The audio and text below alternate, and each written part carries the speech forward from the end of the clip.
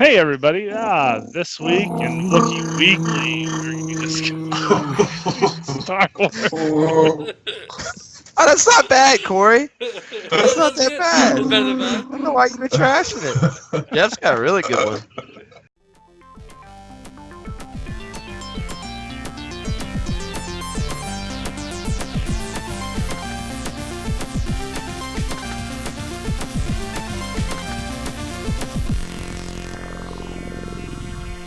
This week's episode is brought to you by our buddies over at Mutiny Info Cafe, where they not only have a great selection of used books, records, and great coffee, but they also have a fantastic selection of new and used comic books, graphic novels, and more. Mutiny Information Cafe in Denver at the corner of Broadway and Ellsworth, and online at mutinyinfocafe.com.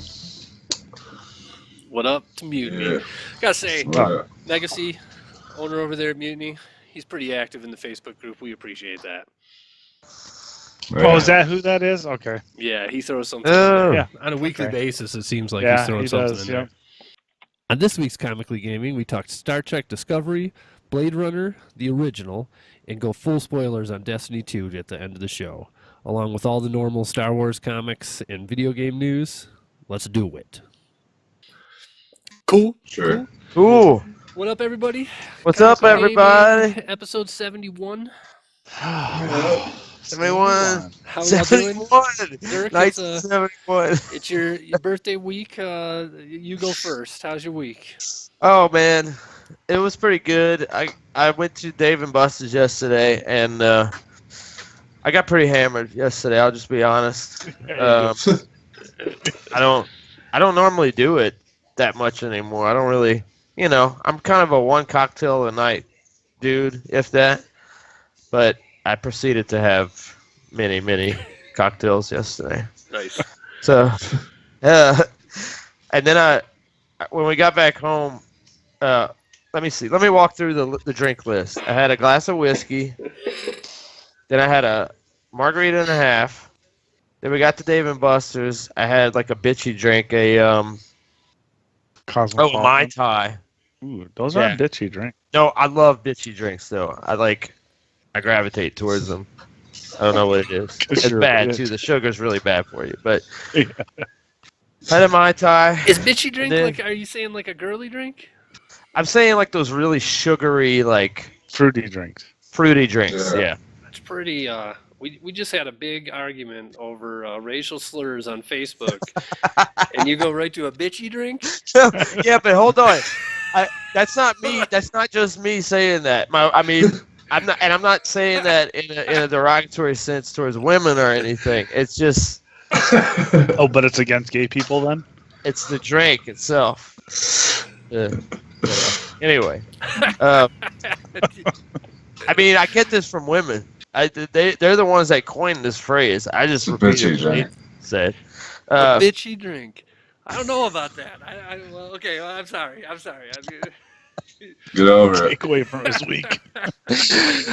Oh, I'm Go sorry. Go I ahead. certainly didn't mean to offend anybody by that, but it's Yep. it's something that I've heard other women use with each other. So I'm just co-opting what they say. Some Native Americans are okay with the Redskins. Yeah, we'll have to get into that at some point. Okay. man. All right. Go ahead. I responded. I responded on that before, and I was like, I shouldn't have even said go ahead. anything. 'Cause- Go ahead. Whew. I'll knock it off. Then I had 2 more whiskey and cokes. Although the second whiskey and coke I didn't even touch because I was, in the So, zone. Way Let's get past it. the What zone. games did you play there? I don't care about. Oh what games. man.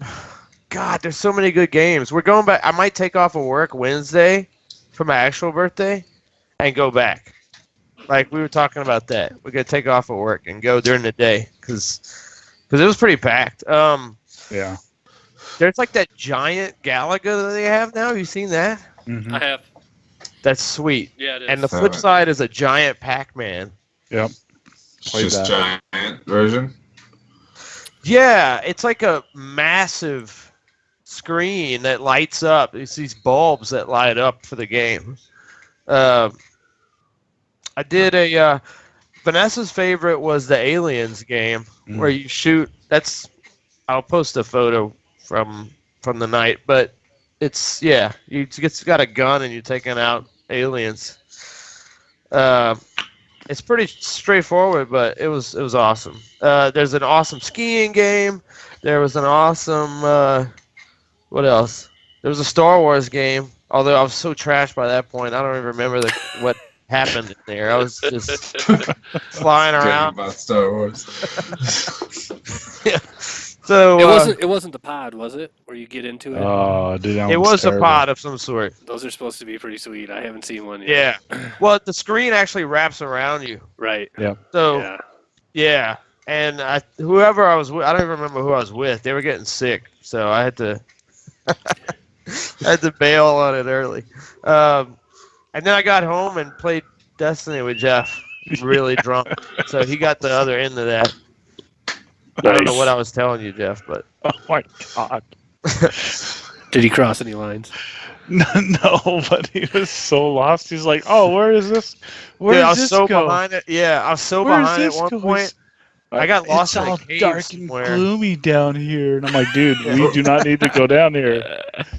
What are you guys playing? I We're don't on know. It took me Nessus. forever to get out of that fucking cave, though. I was just like jumping up and down between holes, and I was like, "Where am I?" This We're game's on gonna be hard Nessus. to navigate. We were on Nessus, and we went down, and I cleared one of the loot caverns, and then he went off and found this other path, and he ended up getting to that one point in Nessus where you have to jump down and platform all the way down, Yeah, and if that's you where I got missed, you stuck. just die. Right. And he was dying a lot. And Yeah. so I was like, Dirk, let's teleport back to the surface. All right. Then I'm back up on the side. I was like, ooh, a public event's starting. Where are you? I can't see you. I'm like, I dude, couldn't.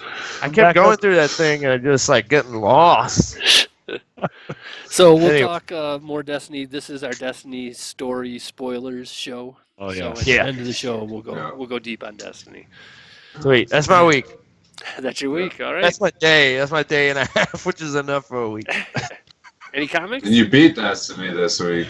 Oh, I yeah, did you beat beat Destiny. right? Yeah. Yeah. Beat Destiny. We'll talk about it when we get there. But did I read any comics? I started Bitch Planet. How far do you get? I just finished issue 2, Okay. so I still got, the 8 to Pile. go. Right. Yeah, and I'll go through it pretty quickly this week. Sure. I'll throw it's good out there stuff quick. though. Bitch Planet number 10 is the comic book club next week. So anybody Yeah. watching this show, if you can read that comic by next week, and we'll be breaking it down. Yeah, Full spoilers discussion. I read what is it, Rocket and Guardians also. So Good? Bad? pretty much it. Good man, they staying solid. Yeah, I need to cut. I Those need to titles are try like the them. only ones I care about now Right. from Marvel. So Cool. All right. yeah, Jeff? Ooh, I beat Destiny, got through the campaign on that, and we can talk more about it later, but having some fun with Destiny. I watched a lot of movies this week for some reason. It seemed like it was just a lot of movies, so one of my movies I watched is one of my picks I'll cover later in the show. Topic of the show is Blade Runner. We'll be talking about that. I did watch Blade Runner today. I watched it Still last night. weird. it's amazing. Yeah. And man, what else? Oh, played some Everybody's Golf. Found out I What was other better movies? after taking. Oh, I just watched The Big Sick. I watched The Girl with the Dragon Tattoo. Okay. Nice. That one's really good. Yeah, it is I agree. good. Girl with the Dragon Yeah. Tattoo is a really good movie. Yep. I was really impressed with it. Even though I had to watch it for my film class this week, it was. Homegirl is good in that. Yeah. What's her name? I can't think of it right now. She was not afraid of the camera, that's for sure. No. At least you watch a lot of decent movies in that class. We do. Yeah, We That's are. just- We're gonna sounds be like watching a great class. like Yeah. Gran Torino. We have to watch Fight Club. Classic. That's, So yeah, there's a lot of good movies in it, and I'm really impressed with it. If I can just get away from all the classmates that are all self-identify as some other thing than a human. But, that's about it. It was pretty blurry week. It was Pretty really blurry busy. week. Funny. Yeah, with work and Yeah. catching Sure. up on reading and everything. So All right. Well, my week this week, we played. So last week played Dead by Daylight. First time I'd ever checked that out. Interesting game for sure. It's 4 players. One person is like the Jason murderer in the dark woods, and the other 4 players are you're trying to start these generators so that Michael you can Myers. open the gate and then take off. Yeah, Michael Myers is one of them. But you're just different monsters, and so it's 5 players, 4 versus 1. The 4 people are trying to escape while the one person's trying to kill everybody. I had a lot of fun that night. I don't think I get it and put a ton of time into it. It seems like it's kind of a one-trick pony, but it was fun. I mean, those first times we were all playing it, and Mojo, who was used to it, was playing the Psycho Killer, and it was just like as soon as we started, like Oliver's like, I don't like this game. And I'm sitting there in the dark, going, yeah, me neither. Like just running away from the guy and doing this and that. So it was cool in that respect. You know what I mean? That was fun. I won't talk about everybody's golf. I played more Dragon's Crown. I kind of talked about that the past couple of weeks. yeah, I saw your plan the other day. Yeah, it's good. I love it. Why not everybody's golf? Well, just we talked enough about that. There's not. Oh, I don't have anything new to say, and I've been playing. You did pretty good. Yeah. Where I'm Better than me. Rain, dude. No, rain. you did me. No, I did beat you. Stupid-ass I did beat you. So played something new, The Escapists 2. So The Escapist is a game that my kids have always played, and they play too many of these sandbox games where they're just kind of boring to me at this point. Yeah. My youngest kind of begged me. He's like, "Come on, Dad, play with me, play." I'm like, "Okay, I'm not. If you want to play that bad, I'm not gonna." No, son, I'm not playing video games with you today.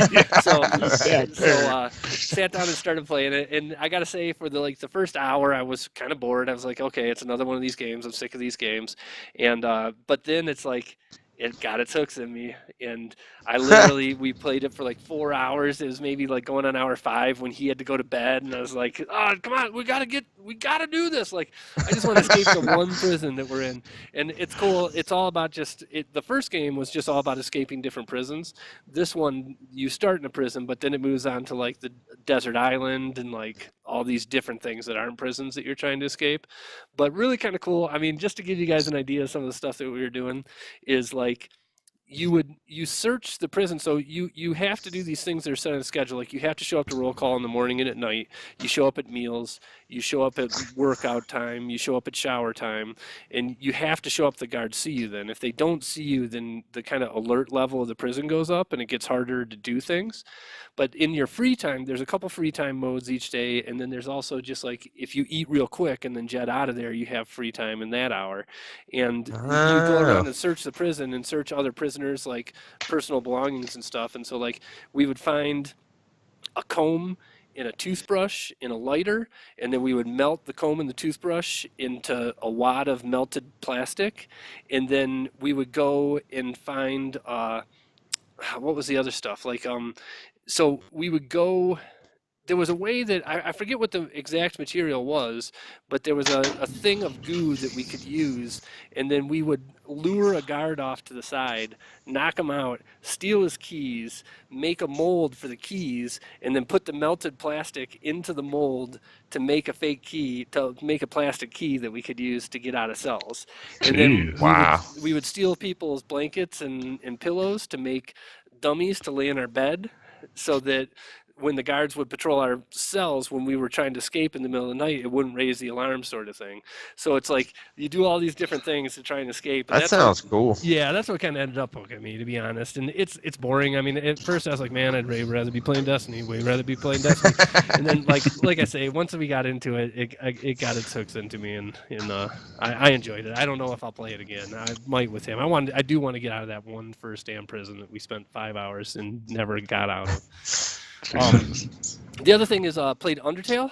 So we were talking about Undertale the past few weeks, and I gotta say, you played it. I put over an hour into Undertale in 2 separate sessions so far. Did you buy it? Yeah. I've had it on PC for a long time. The kids bought it on PC ages ago, and so I smell a negative reaction. Well, I don't get it. An hour in, I don't get it. So I absolutely feel like I did when I was playing Life is Strange, where I'm just like, man, if everybody didn't tell me that this is the greatest game ever, I would not. You would, yeah. I would be done a long time ago, and I'm still like that an hour into it. So I don't. Yeah, let me ask you this about that: is it just because it's like, it's so basic in its like presentation? It's not the presentation. I'm okay with the presentation. It's the what I'm doing in the game just seems like right. I'm walking around these areas, avoiding traps, fighting enemies. Like you have the option to not fight. You have the option to kind of try and talk them out of fighting. Other than that, I don't see anything like revolutionary right. or out of the ordinary. It seems real basic kind of adventure. I wonder what it is. Yeah. Yeah, so from what I understand, the whole game's 4 hours, so I'm going to keep playing it. But an hour into it, I don't 4 hours? Wow. Yeah, an hour into it, I don't understand. So, dang. So yeah, we'll see. I'm curious now. Yep, and then like Dirk, Bitch Planet read 6, 7, 8 this week, so got two more to go. And then I'm stopping reading comics and finishing the damn Witcher book. After how is it thus far? Is it awesome? Like the Witcher good book? Fantasy? Yeah. It's great. Yep. Good. Totally awesome. Yep. It's so unique. I mean, just the content of the game, if it's related to that, it's the same stuff, then I would totally be into that. It's the same stuff. It's awesome. Yeah. Yep. Sweet. Yep. Corey? All right. It's my birthday week, too. What? We got 2 Libras in the house? Yeah, we got the same birthday. Oh, that's true. We have the same birthday. I forgot about that earlier. Yeah. B-Day twins. 30. Fucking right. Yeah, Wednesday. So, but yeah, so I guess I got a little show and tell to start the week. I was at work the other day, and there's this guy at my work who comes in maybe twice a year. He lives on the east side of Detroit, and like twice a year he'll wander into the store and do some work for us, and we'll make him some food. And he just works for food. And so he came in, and he's helping us a couple days this week, and he's like, "Hey Corey, I got something for you." And I was like, "What the hell? What do you got for me?" And he's like, "I got some comic books." And I was like, "Really?" He's like, I didn't even know he knew I liked comics. And he's like, "Yeah, you like comics, right?" And I'm like, "Yeah." And he's like, "All right, let me get." I'm thinking, "Oh, great! Like, I'm gonna go get." He's gonna come back with some DuckTales and like Archie, some bullshit. But Bazooka but he actually brought me some cool stuff. There's a couple X-Force issues, a couple Nova issues, but this X-Force issue, yes, X-Force I had number that 2, one. Yeah. This is Deadpool's second appearance in Marvel Comics. So I had it's that actually like a $20 comic, and it's in like mint condition. That's yeah, I was totally just gives it to me. It's awesome. the live film there. You should get it plated. I was not expecting to get this. I guess I'll show the other. What number is that? Number 2 from '92, I think. So, and then he also gave me this X-Force book, which has a little hologram thing in it. Yeah. So Warpath X-Force. in the back. Yeah, X-Force number 25. It's X-Men anniversary issue. Damn. It's kind of cool. Yeah. And then my highlight though, is the indestructible Motor Mouth. What? Never. I just think it's hilarious. Marvel Comics UK says turkey shoot, and then in the corner the girl says "fuck me." They don't make them like this anymore. I've never heard of Motor Mouth, but old comics. So pretty cool stuff for just a random. That's sweet, man. Store. I was not expecting that. And then my parents sent me a birthday present. This wasn't really a part of the gifts. It was just kind of a hand-me-down because my dad got a new Spidey statue, but he gave me his Spider-Man bobblehead. Nice. It's pretty cool. That is awesome. Yeah. Sweet. So, yeah. But, anyways, the rest of my week, I beat the first playthrough of Nier. It's really, really awesome. I totally love that game. It's as cool as everybody says. I'm on the second playthrough, and the way it works is 4 playthroughs, I think, and to get the final ending, and just the differences between the first and second playthrough it's crazy awesome. I've never had a game where you play the same playthrough, the same story, except it changes every time, and the way it does it is really cool. I'm really digging it. I'm about halfway through my second playthrough on that. Oh wow! How long did the first playthrough take?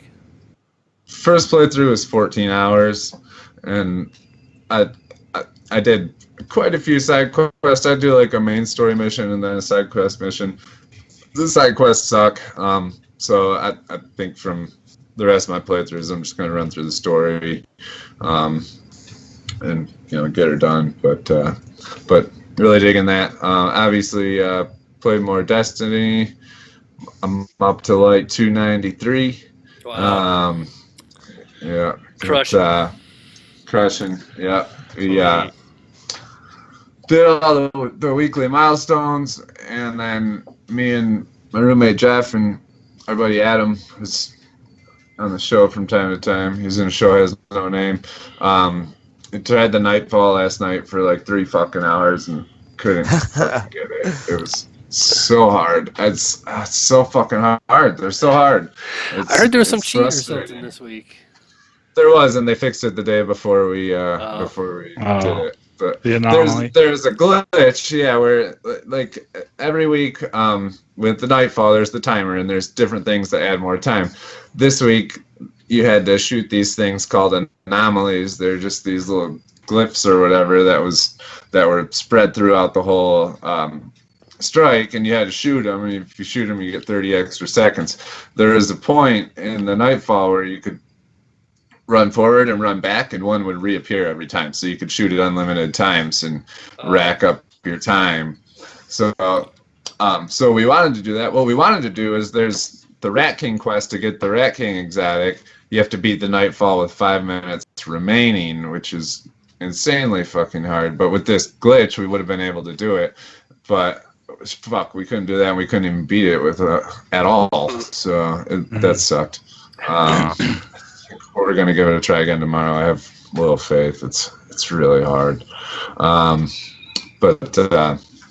Yeah, played everyone's golf. Did horrible. Got 10 under. That was some great commentary on that. Yeah. Shitty. That game fucking sucks. That was as good as Dirk's commentary when he was drunk last night. Like the last thing he says, like, I'm gonna go get ice cream. I swear, I post a picture of my score. It's a fucking downpour in the background. Everybody else has sun. It's just fucking bullshit. Anyways, you did better than I think Vanessa got 7 under or something. I don't know. Did that score get posted? Because it's almost too late. She took the photo. I just gotta send it. You got 25 minutes. We're gonna have to do that in the pause here. Yeah. Yeah. Yeah. Okay. Yeah. I'm gonna send it. So I beat Vanessa, Jeff, and all the children. Good stable. I was excited to get 7 under par. Yeah. Comics. I read The Walking Dead 171. I think it's really good. Introduces a new character who's really awesome. I read Bitch Planet 1.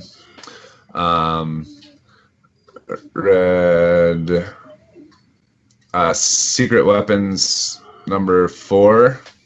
And then I read The Realm, which is my pick this week. What's Secret Weapons? Image. Secret Weapons is it's by Valiant. It's basically like a kind of a teenage superhero team.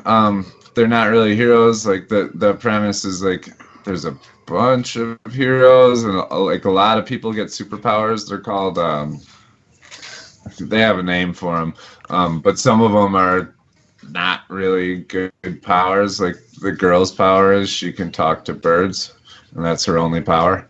And then like it's basically a team of 4 superhero, like basically they're outcasts, like that had shitty powers and kind of like It's kind of funny. yeah, and they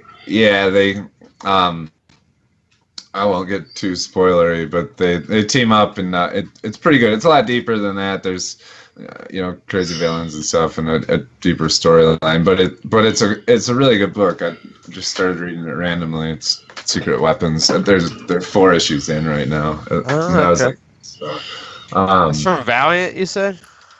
yeah. And then what else did I do?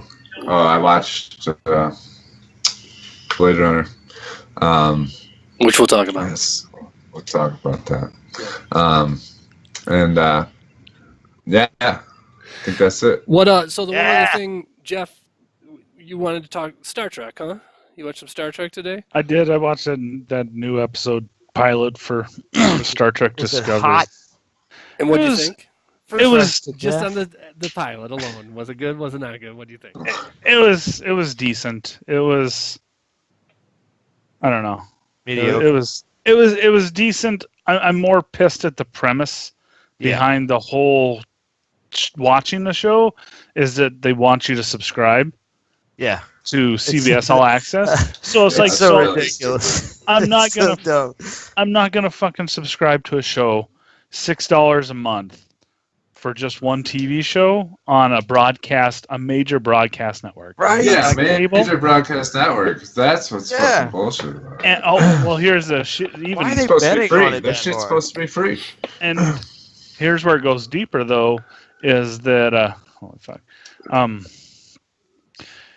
that comes with commercials, limited commercials, but $6 a month you get limited commercials. But if you want to pay $10 a month, there's no commercial.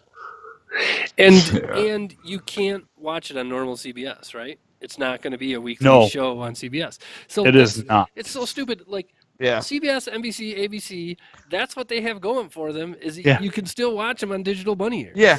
Yep. Right? Yeah. Yeah. Like to me, if I quit cable right now, I would have digital bunny ears. To be honest, for football. Yep. And maybe I am Yeah, a that's sucker what for I have. PBS, right? But this is what I want to know is why would you take like the biggest draw possibly to your channel in ages Yeah. and then put it in a closet and lock it up and charge people? Yeah, Well, it's insane. and I think the thing is they're trying to doesn't make engage the younger generations into the Star Trek universe. I like Star Trek because of the science behind it. I like Star Wars because of Star Wars, but I do like I Star love Star Trek. Trek. I like. I both. like Yeah. Star Trek because of the science, and they explain. I get really deep into the science, and so they're sitting there showing stuff. It's supposed to happen 10 years prior to the Enterprise doing its 5-year mission, and so the communicators look like the original series Nice. communicator. The phasers look like it, a little bit different, but that's the only thing. The bridge of the starship looks like right from the movies that J.J. Abrams did. Oh. And they have all this other stuff, and they're going out in space. And Spoiler they have alert. a little bit of spoiler, not Star not Trek, much. they go out in space. Yeah, but Really? it's like they try and they're trying to grab everyone. So they made the pilot really good. Usually pilots are pretty shitty, and it takes like 6 episodes for people to get behind it. But they're making they're trying to pull into like Jane Wayne, so the captain is a female. But then the executive officer, what really torqued me, I think, is they kept the captain kept calling her number 1, and I'm like, no, I'm sorry. Number 1 was Riker from The Next Generation. Yeah. So they're trying to cross mix all these Star Trek series into this References. Where's it at in the timeline? It's 10 years prior to Yeah, the you already said Enterprise. that. Pay Okay. attention, Yep. Dirk. And there is a spoiler. They bring a Vulcan back, but it's not Spock. Spoiler But- alert. Yeah, hold It's- on. Oh. It's not Hold spoiler. Hold on. That's a spoiler. You're going way into the spoilers here. Yeah, too much. So it's just For a if Doom they- series, but I would watch it if they would maybe release. They've already released the second episode on the streaming service. So I think that if you're going to charge people to get the content early, go ahead.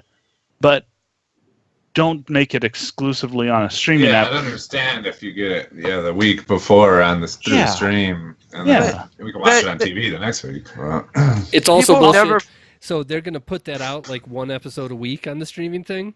Yes. So you have to stay subscribed for 3 months or whatever, unlike Netflix, where you could just watch it. You could watch it all if they put it all on there. That's well, the real never bullshit believe is so it's many on. years. It's on Netflix everywhere else. Internationally, it's on Netflix, is what I was reading.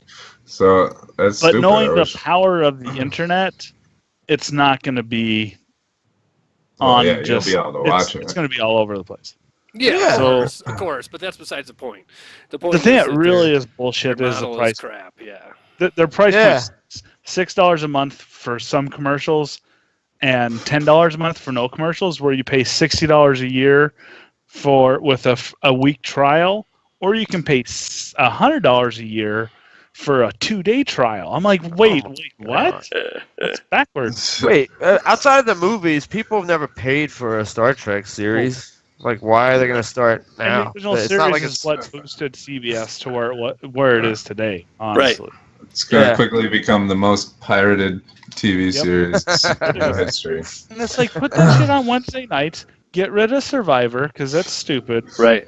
And put Star Trek back on TV, broadcast where it's supposed to be. You will get. they would so get many more viewers people that watching. way. They're not They going to get would. viewers this way. No, Yeah, they're that's not. crazy. They're going to see an initial tick tomorrow on their servers. They're going to see, oh, look at all these new subscribers we got.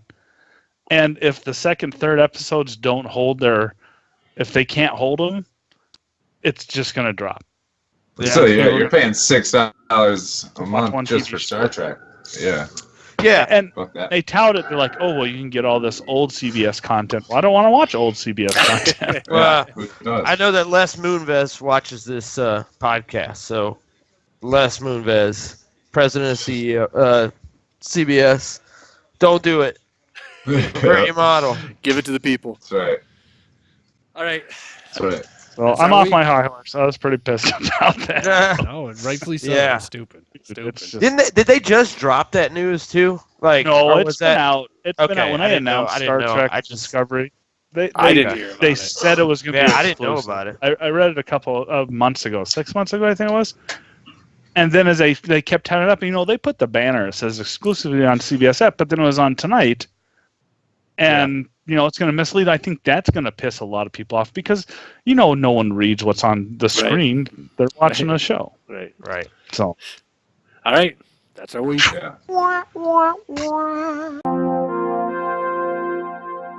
hey everybody! This week in Wookie Weekly, we're gonna discuss Star Wars. Oh, that's not bad, Corey. That's not that bad. It's better than I that. don't know why you've been trashing it. Jeff's got a really good one. It's fine. God. So this week we have a spoil topic that I won't discuss, but it involves the new spin-off movie with Han Solo and the Mother of Dragons. Next up, Ant-Man and Wasp director Peyton Reed is now publicly begging Lucasfilm to release the original cut, and I jump on that bandwagon. The original I cut. figured you might have something to say about it. That's why I included it. There's there. no chance that they don't do that at some point. I know they're saying they Yeah. won't. They're full of it. They're gonna do that at some point. They They have will. to. Nah. So what's the? Let me ask for the people that know it. What am I missing? Are you talking about the original that doesn't have the added? 77, so it doesn't have like most CGI Ice doesn't shit? have all Yes. the CGI shit. Yes. The Death Star blow up. The Han shot biggest first. ones, the Han shot first. The biggest ones actually come in Empire and Jedi, because Yeah. in Empire the whole dialogue that Vader has with the Emperor Yeah. does not go down that way. Because Luke is never referred to as a rebel that destroyed the Death Star in the original cut. Ah. There is so much that he put in there and changed it, and it would get rid of the stupid no in Jedi when The Vader stupid throws, no. Yeah. which they tried to take. And you know where the no came from at the end of the Revenge of the Sith, right? Right. You know where the Which no is came also from? stupid, yes. Because all they're trying to do was mimic in Empire Strikes Back when Vader lets Luke know that he's his father, and Luke says, no, that's impossible. And the way he says it's just really blood-curdling no.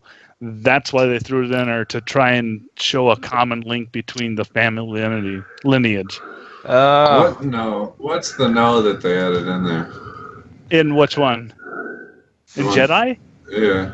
If you watch the DVD releases now and the Blu-ray, when the Emperor is shocking the shit out of Luke, you see Vader jumping back and forth because he's torn. Yeah. You know, should I help the Emperor? Should I just let my son die?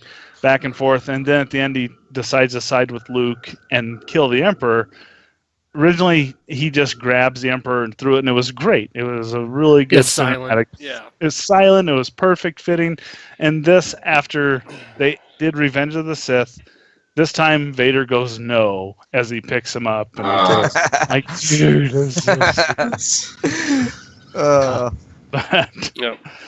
other news: Battlefront 2 campaign author has an interview with kind of funny Gamecast number 160. Yeah, so I almost put this in my topic of the week. I threw that in here. So one of the podcasts I listen to every week is the Kind of Funny Gamecast. They had the guy. There's two people that are writing the campaign for Battlefront 2. Mitch Dyer, who's formerly from IGN, and then this other guy whose name I can't remember. The other guy is the guest on this show this week, and it's a really good show. I'd recommend it to everybody. The stories that he has of how he got invited to work on Star Wars and be an author and make a canon Star Wars story, and his kind of level of excitement and whatnot around that. It's just like he's coming from the right place, kind of like JJ, to be honest. Like, you know, they're now hiring the people of our generation that grew up on Star Wars and love it for the right reasons. The fans. Yeah, right. And so it's a really good interview. The other thing that I wanted to throw in there that I didn't know before this is that there is a novel that you can buy now on Amazon called Inferno Squad, which is the prequel to Battlefront 2. So when you watch the trailers and you see that it starts with that group of stormtroopers and the one female wearing the black suit or whatnot, like it's that squadron's stories leading up to that. The Inferno Squad. Inferno Squad is what it's called. Yeah. Inferno, like fire. Yep. Inferno. Well, because I think before that, the only other famous legion or squadron from Stormtroopers was the 101st. Yep, for sure. So I just wanted to throw that out there because I didn't know about it until I listened to that interview, and then I went and looked it up. It looks cool, so I can't read books fast enough I won't be done with The Witcher by the time Star Wars comes out. But for those of you who can read books fast and are into Star Wars, you might want to look for Inferno Squad. Cool. For sure. Cool. I'll do it. Makes it up. Then there's two other things. We're talking about the Han Solo movie directed by Ron Howard. One, he shared photos from the set, quoted shooting a scene about desperate and dangerous times in the galaxy. I know Corey was leading up on that one. Yeah, that's basically it. It's just a set photo that I shared, I think today or yesterday. It looks real foggy. You can't really see shit. Oh, of course not. It's zoomed in and desperate and dangerous times. So. And then new news for me, old news for Corey because he has a crush on the Mother Dragons. Old news for everybody. For everybody. We all knew Yeah. she was I didn't know that. But today Amelia Clark wrapped up her last day on the set shooting her role for. Hey, piggyback on that photo. I looked at that photo. Yeah. How different does she look when she smiles and doesn't have blonde hair? Yeah. Yep. That's Yeah. why. Like That's a why it's different hard to person. recognize her. It's Yeah. like the pointy ears behind your shoulder. You know. Yeah, I got to say the The pointy ears behind your shoulder. I gotta say, I've said it a bunch of times in here, so I won't dwell on it. But this is the Star Wars movie that I don't want. I know. don't want to see all these characters as other actors. There's too many other stories in Star Wars that you can tell without going back and making Han Solo not be Harrison Ford. Like, to me, it just seems like an awful idea. On the flip side is, since Disney took over, they're batting 1,000 as far as I'm concerned. So I'm interested. I want to see it. I want them to prove me wrong with my philosophy there. Yeah. Yeah. It better be good, or there'll be hell to pay. Absolutely. Yeah. And that wraps it up for the Wookiee Weekly.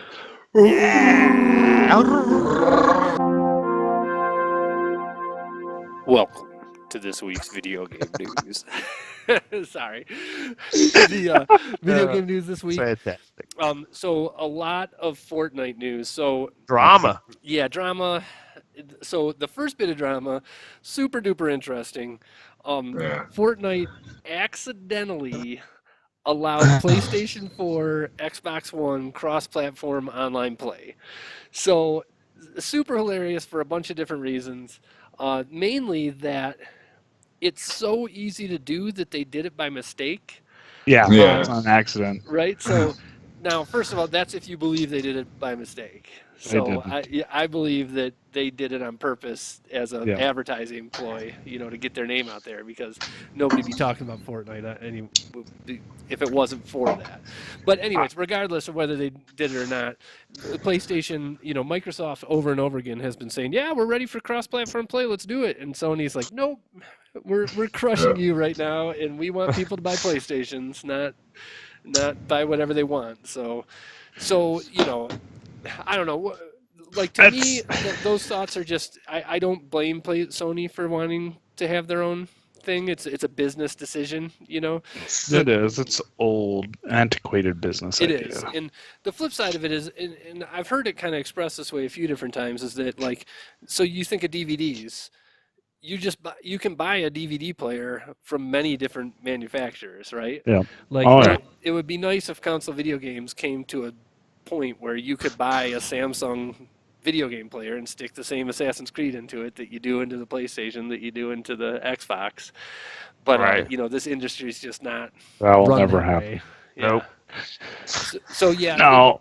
It turned out that somebody was playing, and on Reddit discovered that the person that they were playing against, that their name wasn't a PSN name. And then they, did some digging and found out that person was playing on an Xbox instead of PlayStation. So super interesting, I thought.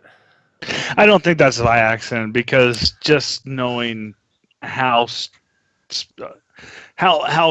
much security there is around keeping anything outside penetrating a server unless you want it to be, especially PlayStation. Yeah. They've been hacked a couple of times, so that is not by accident. That is, it's impossible to be by accident. Oh, whoops! What? No, because networking wise, it's impossible, and that was planned. And I think Fortnite's trying to drum up and get more publicity from the Player Underground. So that wasn't, and I think they did it quietly, just to see if people would catch on. Yeah. And obviously, gamers are smart. Yeah, right. Gamers are smart, and I think it's a good thing, because it does pave that way for that cross-platform. And when I said that they have old mentality in the business, they want to keep those exclusivities, but they don't understand, if you open it up for console cross-platform play, you would get so much more traffic and so many more people jumping on that away from PC, that I think it would be a great business move. A benefit, yeah. Yeah, yep. So, and then you mentioned it, the PUBG. So, the other side of Fortnite stories this week is that Fortnite's launching. So, on the 26th, Fortnite is going to launch for a free play mode, which is basically PUBG. So, 100 versus 1, or 1 versus 100. Everybody starts by parachuting down to the island. I guess Fortnite, I hadn't played Fortnite up until now, but it's like you build forts. That's why it's called Fortnite. So there is some construction aspects to it, but everybody said, just like Player Unknown, the map gets smaller as the energy field pushes you towards the middle to keep the action going. So you wouldn't build a big gigantic fort because it would get blown out by that at some point. So first of all, cool, because I can't get PlayerUnknown on PlayStation, and if this is going to be free, I guarantee you this is what we're playing next Sunday night. Try it out at least for a minute or two. Yeah. But then it was weird that PlayerUnknown came out and basically bashed them to hell, said that they're stealing all their stuff and we're looking into suing them and further action. yeah, further action. Right. So I'm hyperbole a little bit here, but a bad move. All video games do this, right? Mm-hmm. I mean, there's really like 5 or 6 genres of video games that were as long as it goes back. Yeah. The history is littered with it. Right. So dumb thing, and especially because PlayerUnknown has historically high numbers right now, and for them to kind of act like they're concerned about this really makes them look as though they're bitching out. Yeah, like they're not, they're speaking from a spot of strength right now. They don't need to worry about these other people that are copying them. Yeah. That's the number one game on Steam. Mimicry is the best form of flattery. Yeah, absolutely. Right. Yep. So the next story was about the Switch. Somebody found out. So this story changed throughout the week. It started out. Somebody found that there's an NES emulator inside of it, and that it has a copy of the original NES Golf game on there. Yeah. So that was kind of the start of the story, and then all of a sudden it got cooler. Really, before we started doing the show, when Nintendo Directs first started, Mr. Iwata was running the company, and he was front and center in the Directs. He would always do the introductions in the beginning and the end, and so he had a very particular way that he said that we're coming directly to you at the beginning of it. And he coded that original golf game. So it turns out that this is a tribute on the day that he died, which is like June 11th or something, July 11th. I guess in Japan, that's like a celebration. When you have a family member who dies, you celebrate their death day as opposed to birthday or whatever. And if you plug your Switch in and take the 2 controllers and do the motion that Iwata used to do at the beginning of the Directs, on the day that he died, it unlocks that game for you to play for free. Wow. Yeah, so really cool Easter egg tribute that people just don't do stuff like that with consoles, you know what I mean, right now.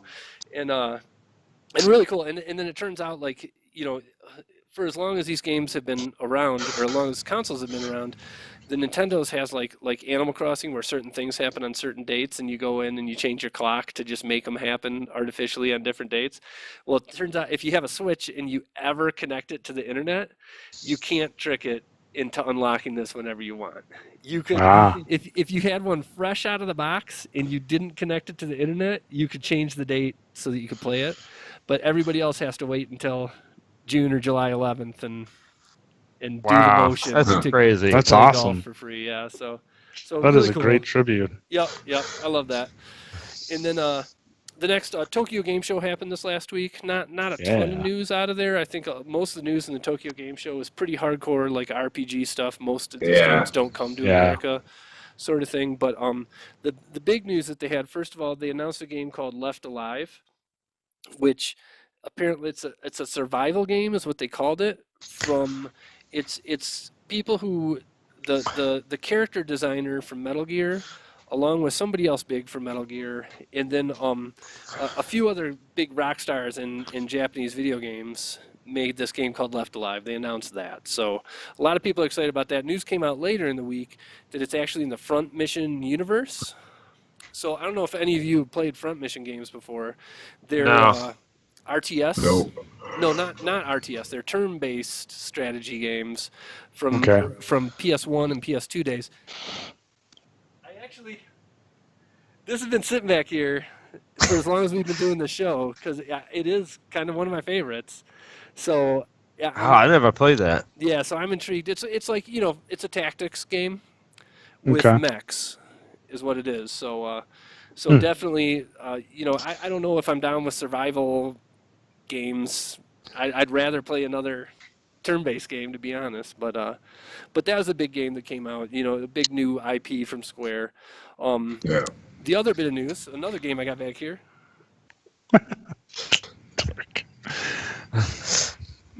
This one I did put on the shelf today. Oh, Yeah, Final Fantasy buddy. 9. Yeah, so Final Fantasy IX on the PS4 I might jump on that. now. Yeah. And How much?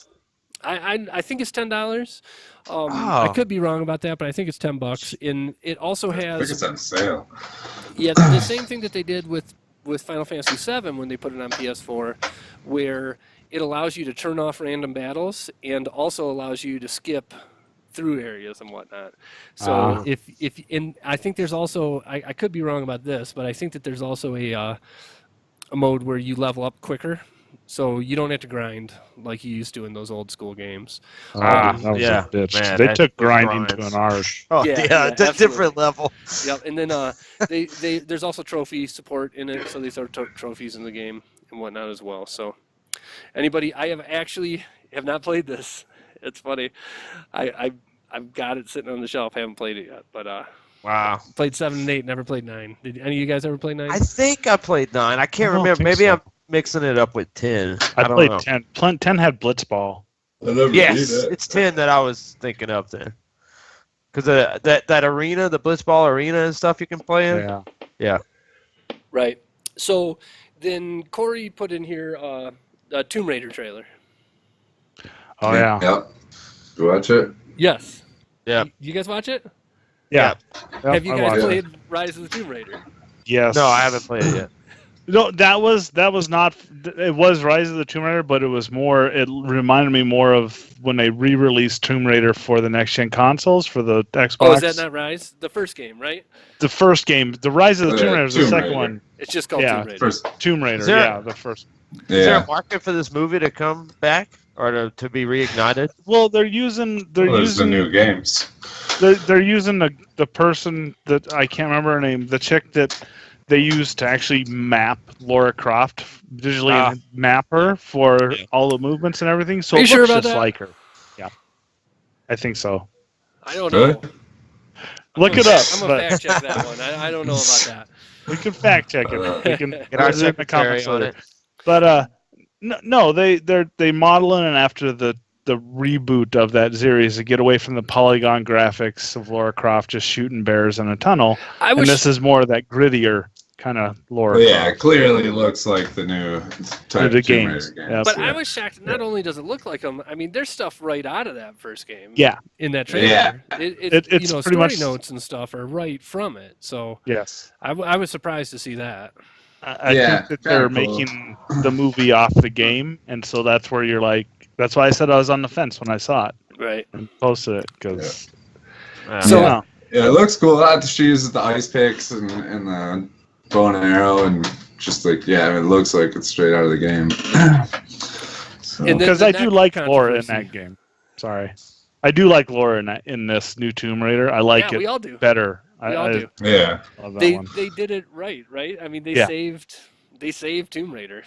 Yeah. Great. Yeah. It's one of the best games around. It's right now. awesome. Yep. So good. So the neck controversy. Do you guys see What? it? The neck controversy? Oh No. yeah, Oh, It's yes. made yes, her I neck forgot to see the longer. Photo. Yeah. What? The neck stuff. I didn't. So What? they So, think that, when yeah, you look at the movie poster, so she's doing the thing it's comical at this point now that every female actor in a movie poster has that stance where you can see her butt and her boobs at the same time, right? Yeah. Like Yeah. her butt's to the back and she's looking over her shoulder so that you can see her boobs.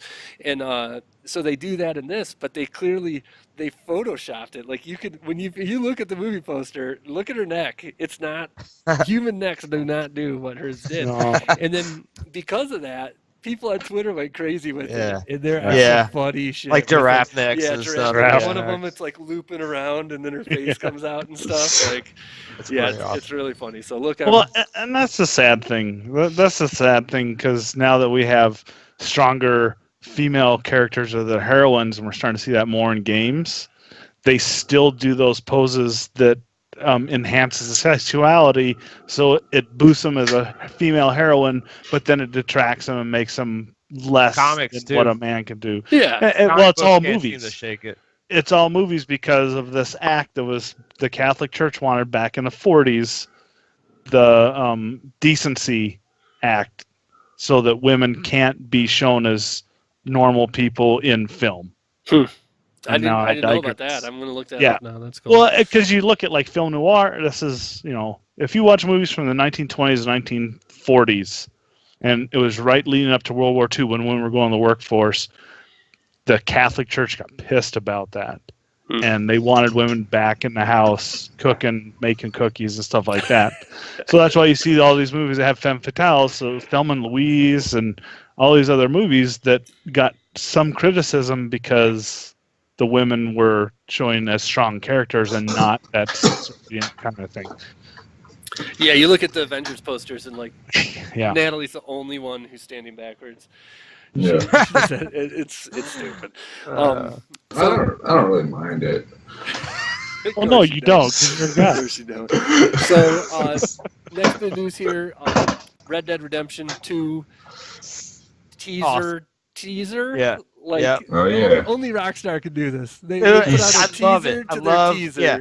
So Right. this I love Thursday, there's Red Dead news coming, and that's all we know. Yeah. Is that- Oh, yeah. I just Yeah, love so- how much they don't say when they Yeah. release stuff. Yeah, I gotta say, that same, I think it was that kind of funny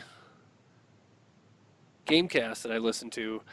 They go pretty deep in Red Dead Redemption. They actually did some spoilers for me not having played that game, and I gotta say, right now, from what they were saying about that game, it makes me want to go back and play it. Unlike, I don't have time for it. It's killing me because I've got it on my 360, and just some of the stuff that happens in the end of that game that I never got to really was blowing me away when they were talking about it. But yeah. Anyways, and then the final bit of news was Divinity Divinity. Original Sin Yes. 2 has come out this week, and it's got like a 97 on Metacritic. Oh I think. man, it It's looks right around incredible. there. That Yeah. trailer looks fucking awesome. Yeah, everybody's saying that it's great, great, great. So, me and Corey played Divinity 1, and I gotta say that it's our problem that we had is that game night for us used to be sit around, get a little loaded, and play some games together. And Divinity is friggin' hardcore, old school, ton of reading. Ton of story and stuff, and it didn't really mesh well with our style of like playing together or whatnot. Yeah. But Yeah, really, it'd be like playing D&D wasted or something, That's not the the best way to do it. Yeah. It's certainly possible. Right. But other than that, like, it does seem cool, and it's got online co-op as well. That was really kind of fun because the battles are turn-based, so you pick your turns and then wait for the other people to go to take their turns and fight all these monsters and whatnot. And super cool. I might have to hold off on the PC version. Just wait for PS4. Yeah, you should. We'll My get buddy it. says it's really good. I'll play it with you for sure. And definitely the one thing that 2 has that 1 doesn't is like a make your own game mode. Oh And man. so they said it's kind of like doing a D&D adventure, only using the game's rules Like instead Roll20. instead of D&D. So I'm very interested to see what that one's like. That could be super interesting. So yeah, just wanted to throw that out there. There you go. That's your game news of the Video week. game news. All right, on to the comics news for the week. I don't know, quite a few things this week. Guess we'll start with some Marvel news. News I was most excited for because I just want fucking Fantastic Four to come back. You've been lamenting Fantastic Four being gone for so long. I'm happy. I know. And then it looks like they might be coming back. Nothing official. Alex Ross, comic book artist, posted to Instagram a brand new artwork of Reed and Sue wearing new Fantastic Four uniforms. He quickly took the photo down. So another accident. But yeah, obviously both of them have been missing from the MCU since the end of Secret Wars, because it's a decision by Marvel Comics executives not to publish any more comics called Fantastic Four after their negotiations with Fox. So it's like official, such bullshit. So yeah, hopefully they'll be coming back with Marvel Legacy. That's what you would think with it coming out here and the new artwork being out. Yeah, that's. I mean, turn to old school. Yeah, we talk about it. Marvel's leadership is just making all the wrong calls. Besides the movies, right? Sure. For the comics, it's just it's a mess. Yeah, it's ridiculous. Yeah, but yeah, I love the Fantastic Four. I really hope they're coming back. We'll see. I hate what Marvel's doing with comics right now, but if they bring the Fantastic Four back, I'll read it. They'll probably just mix the artist up every week and make it look like trash. Good old boy. But, yeah, I don't know if I should do this. It's like a spoiler, but not a spoiler because it's pretty much like you said. It's known everywhere. I think now. It's known. Last week I touched on who Legacy was bringing back. It's basically official at this point. So I wouldn't say it. I wouldn't do it. No? No, I mean, if people did it in our Facebook group and stuff like that, I don't think it's the end of the world, but I think we should hold strong on the no spoilers. Talk about it later, after it's out. Well, that's all you need to know. If you want to know, there's the book coming out that says got somebody who's coming from the past. I'll say it's not who I was hoping for. No, me neither. Yeah. Out of all of them, I mean, who really needs that person back? But, I mean, I love the character, but it's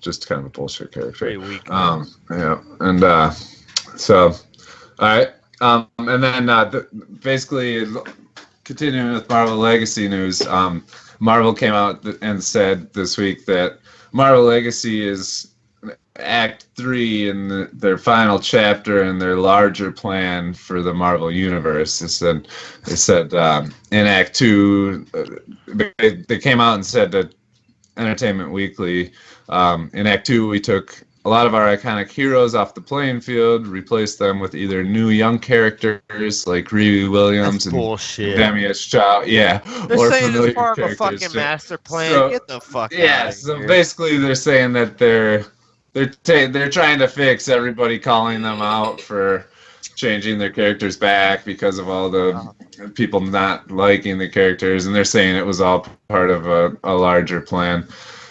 Probably bullshit, yeah. For a large company to say something like that is embarrassing for everybody involved. Yeah, and you all know right away when they're saying that is bullshit. I mean, immediately when I read that, it's the first thing I thought. So, yeah, Marvel, they're fucking up. So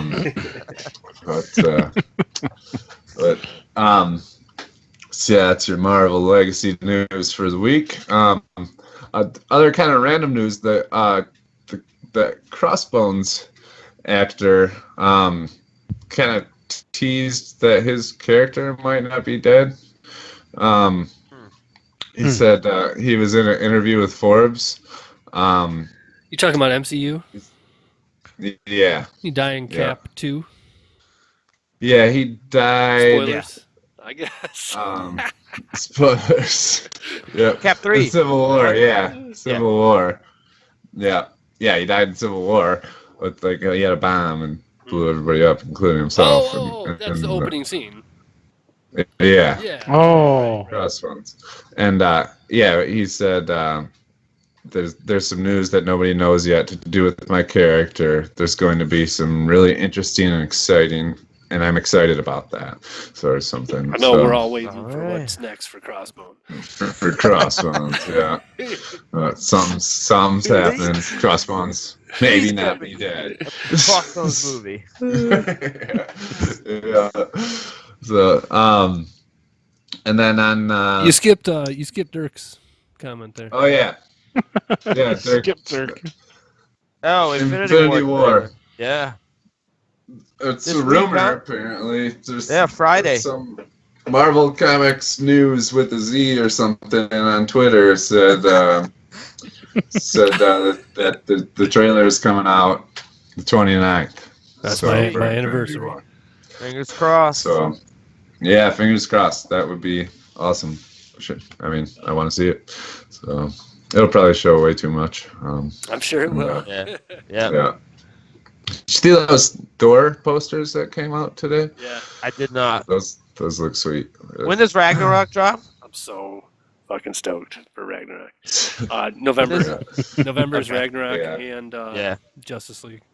And Justice League, yeah. And then another trailer. We were all pretty hyped about this one. Punisher trailer. Yes. Metallica. Gunning people. Notice So- the Kill 'Em All reference in there? Yeah, I just Yeah. wanted to just point out that they, regardless of whether the show is good or not, that trailer was awesome. That's a The- good It trailer. was. The Yeah, way that they did all absolutely. the gun noises mixed into With the Metallica Metallica? songs Yeah. were so And cool. And if you Yeah. know anything about the video for one, it totally connects. Like it, that's the perfect Metallica song to use in that. It is. Yeah. Yeah. Yeah. So, I hope it's Punisher. good, man. We've had some good looks cool. Punisher books in the past. Good writers on it. I mean, Garth Yeah. Ennis, I think, had a good run. Yeah. And I liked Punisher and Daredevil, so Yeah. we'll see. Looks I don't know. I was blown Hopefully it's away good. by how brutal the. Again, okay, I don't want to go into spoilers, but the whatever episode it was where Daredevil kind of is helping Punisher, and and he gets some guns in there, and some of those shots of shotguns to the faces to people and whatnot, I was shocked. Yeah. Were in those Marvel Netflix shows, and it looks from this trailer, it looks like Looks they're brutal. turning that up. I'm hoping it Yeah. has. That's very essential to any presentation of the Punisher. You have got to keep that intact. It's like Deadpool. Whether for you sure. like it or not, but it's inherent to the character itself. I mean, it's built in. If you do a candified version of that's just not going to work. So it has. That's why Deadpool wouldn't have worked if they had made it PG. Yeah. Right. Yeah, it's for sure. Yeah. Yeah. So I'm excited. I'll try it. Yeah. I've been See, burned check it out. several times already, Yeah. but I'm gonna try it. Let's see. Oh, and Gifted comes out next week. I'm gonna try that too. Yeah, I'm it not looks trying it. fucking terrible. I'm not. There's gonna nothing try it. else to watch right now, so I'll watch it. Yeah. But, I mean, I'm looking I don't forward to think. your I mean, report. there's literally nothing Give it else a on. shot. Now that Preacher's over and Game of Thrones, I have not a single show I'm watching right now. So I'll watch it just to watch it. But and then talking about Marvel shitty shows, finish up the Marvel news. Inhumans. My favorite news article. And it appears to be canceled before it's even out.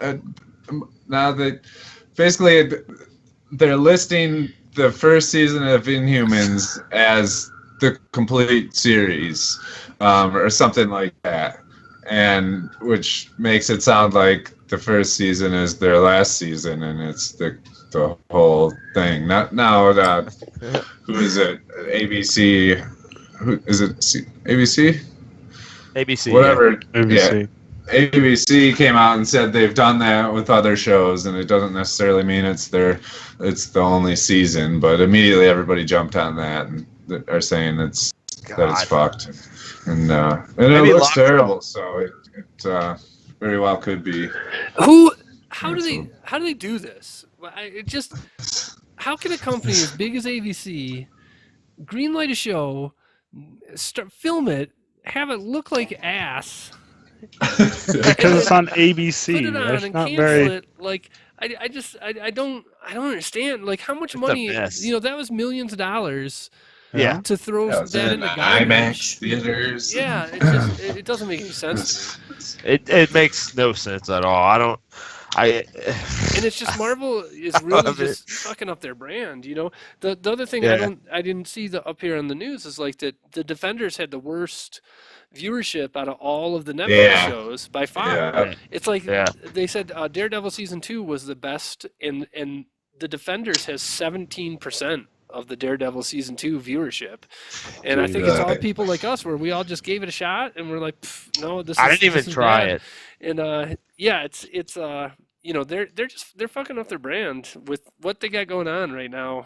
It's crazy. The only thing they got going good is the fucking movies right now. Yeah. The movies are great. Yeah. But other than that, they're fucking up on the TV side and the comic books. They need to be careful too. Except for Legion, right? Except for Legion. Yeah. Well, they were lucky enough to get Noah Hawley. That's what happened there.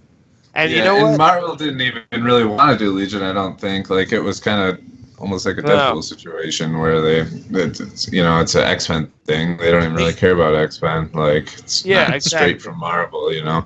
Right. I think as Legion shows, they need to start taking some chances. Yeah, absolutely. You know, some more avant-garde chances. Like some weirder stuff. Yeah, for sure.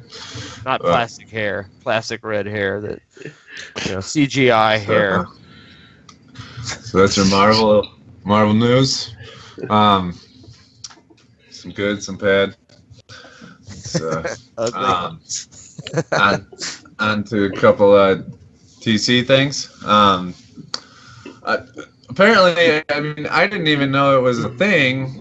But there was, in the news this week, on a bunch of websites were reporting that Zack Snyder is not returning to finish the Justice League.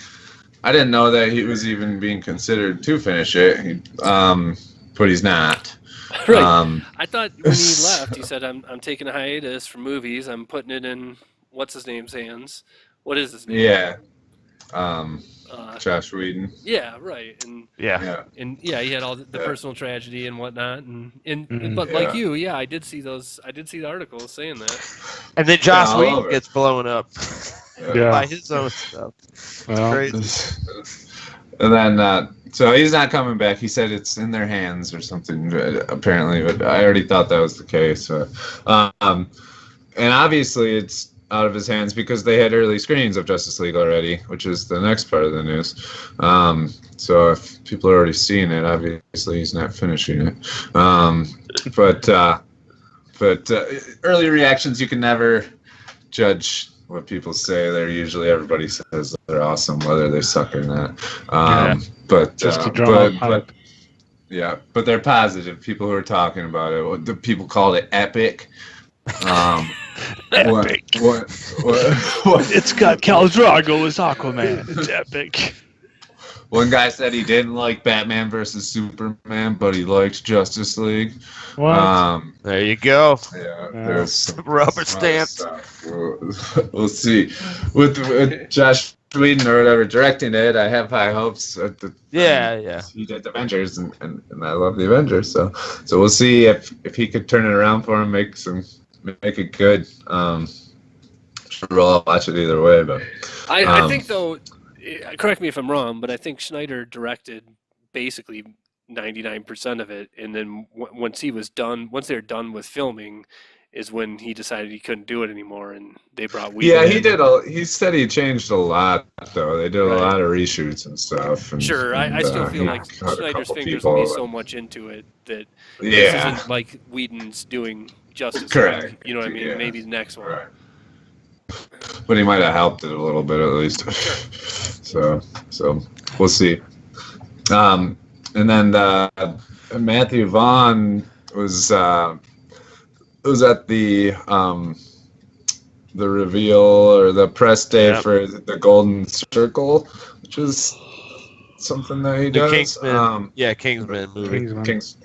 And he was asked to obviously. He's been in talks with. He's been eyed to direct Man of Steel 2. It's not a done deal or anything, obviously. But somebody asked him if he were to direct one, what his vision would be, and he said, for me, Superman's color, feel good, heroic. He's a beacon of light and darkness, and that's what I think Superman should be. he also did X-Men First Class and Kick-Ass. So didn't he reference the first Superman, the one with Reeve. Christopher Reeve. Christopher Reeve, yeah, the Donner version? yeah. So, Yeah. he said he wanted to do a modern version of the Donner version. Because Go that was back to good. the I liked source the original. material. Hell yeah, it was. Hell with the yeah, red that was- kryptonite. That was awesome. That drunk scene. Oh my god, No. that's great. I mean, they haven't done anything like that No. with them. You know. It's I before all this DC movies started coming out, we said this is a slippery slope of trying to take this dark approach and to get it right, and they didn't get it right, and Nope. Right. so but the other thing is like I don't want them to just be like the Marvel movies only with DC characters either. Like I wish they would have gotten it right. You know what I mean? Right. Like I don't know. I don't. It's And not For sure. cast Ben Affleck as Batman. They just, But- they have to find a vision that works for them. I don't know what that But- vision is, but Yeah, for sure. So I mean, sounds like he'd be cool though. I mean, I loved First Class and I loved Kick-Ass and so I mean, we'll see. Did he But do I- Kick-Ass too? Because that's terrible. Right. No, I don't think so. Okay, all right. Kick-Ass is good. So yeah, Kick-Ass was great. yeah. So yeah. And then Watchmen. Couple things from Watchmen on the 19th of this week. Lindoff, who's the overseeing the HBO Watchmen thing, apparently posted to Instagram or Twitter or something a picture of what looked like the writer's room. Said day one, and it had the trophy that Night Owl has in the book. Right. So everybody got hyped for that. Nothing official, and then but that was kind of the first official thing. Everybody assumed that was the writing room, and that meant it was official. And then the next day it came out, and it is official. It's been ordered for a pilot, and they've commissioned additional scripts for his take on Watchmen. So it's happening with HBO. Yeah. How you feel about that, Nate?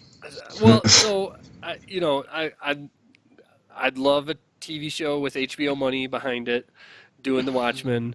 I guess I just got nothing but questions. You know, are they going to redo the Watchmen story? Is this like, or does it start with that and then branch off to other things? Like, what is it? Like, I'd love to see like, just a whole Rorschach story.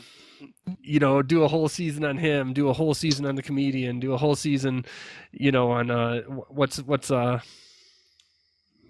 blue guy's name? Dr. Mr. Manhattan. Manhattan. Yeah, Dr. Manhattan. Yeah. Right. I'd like, Big blue dick. What's the vision for this?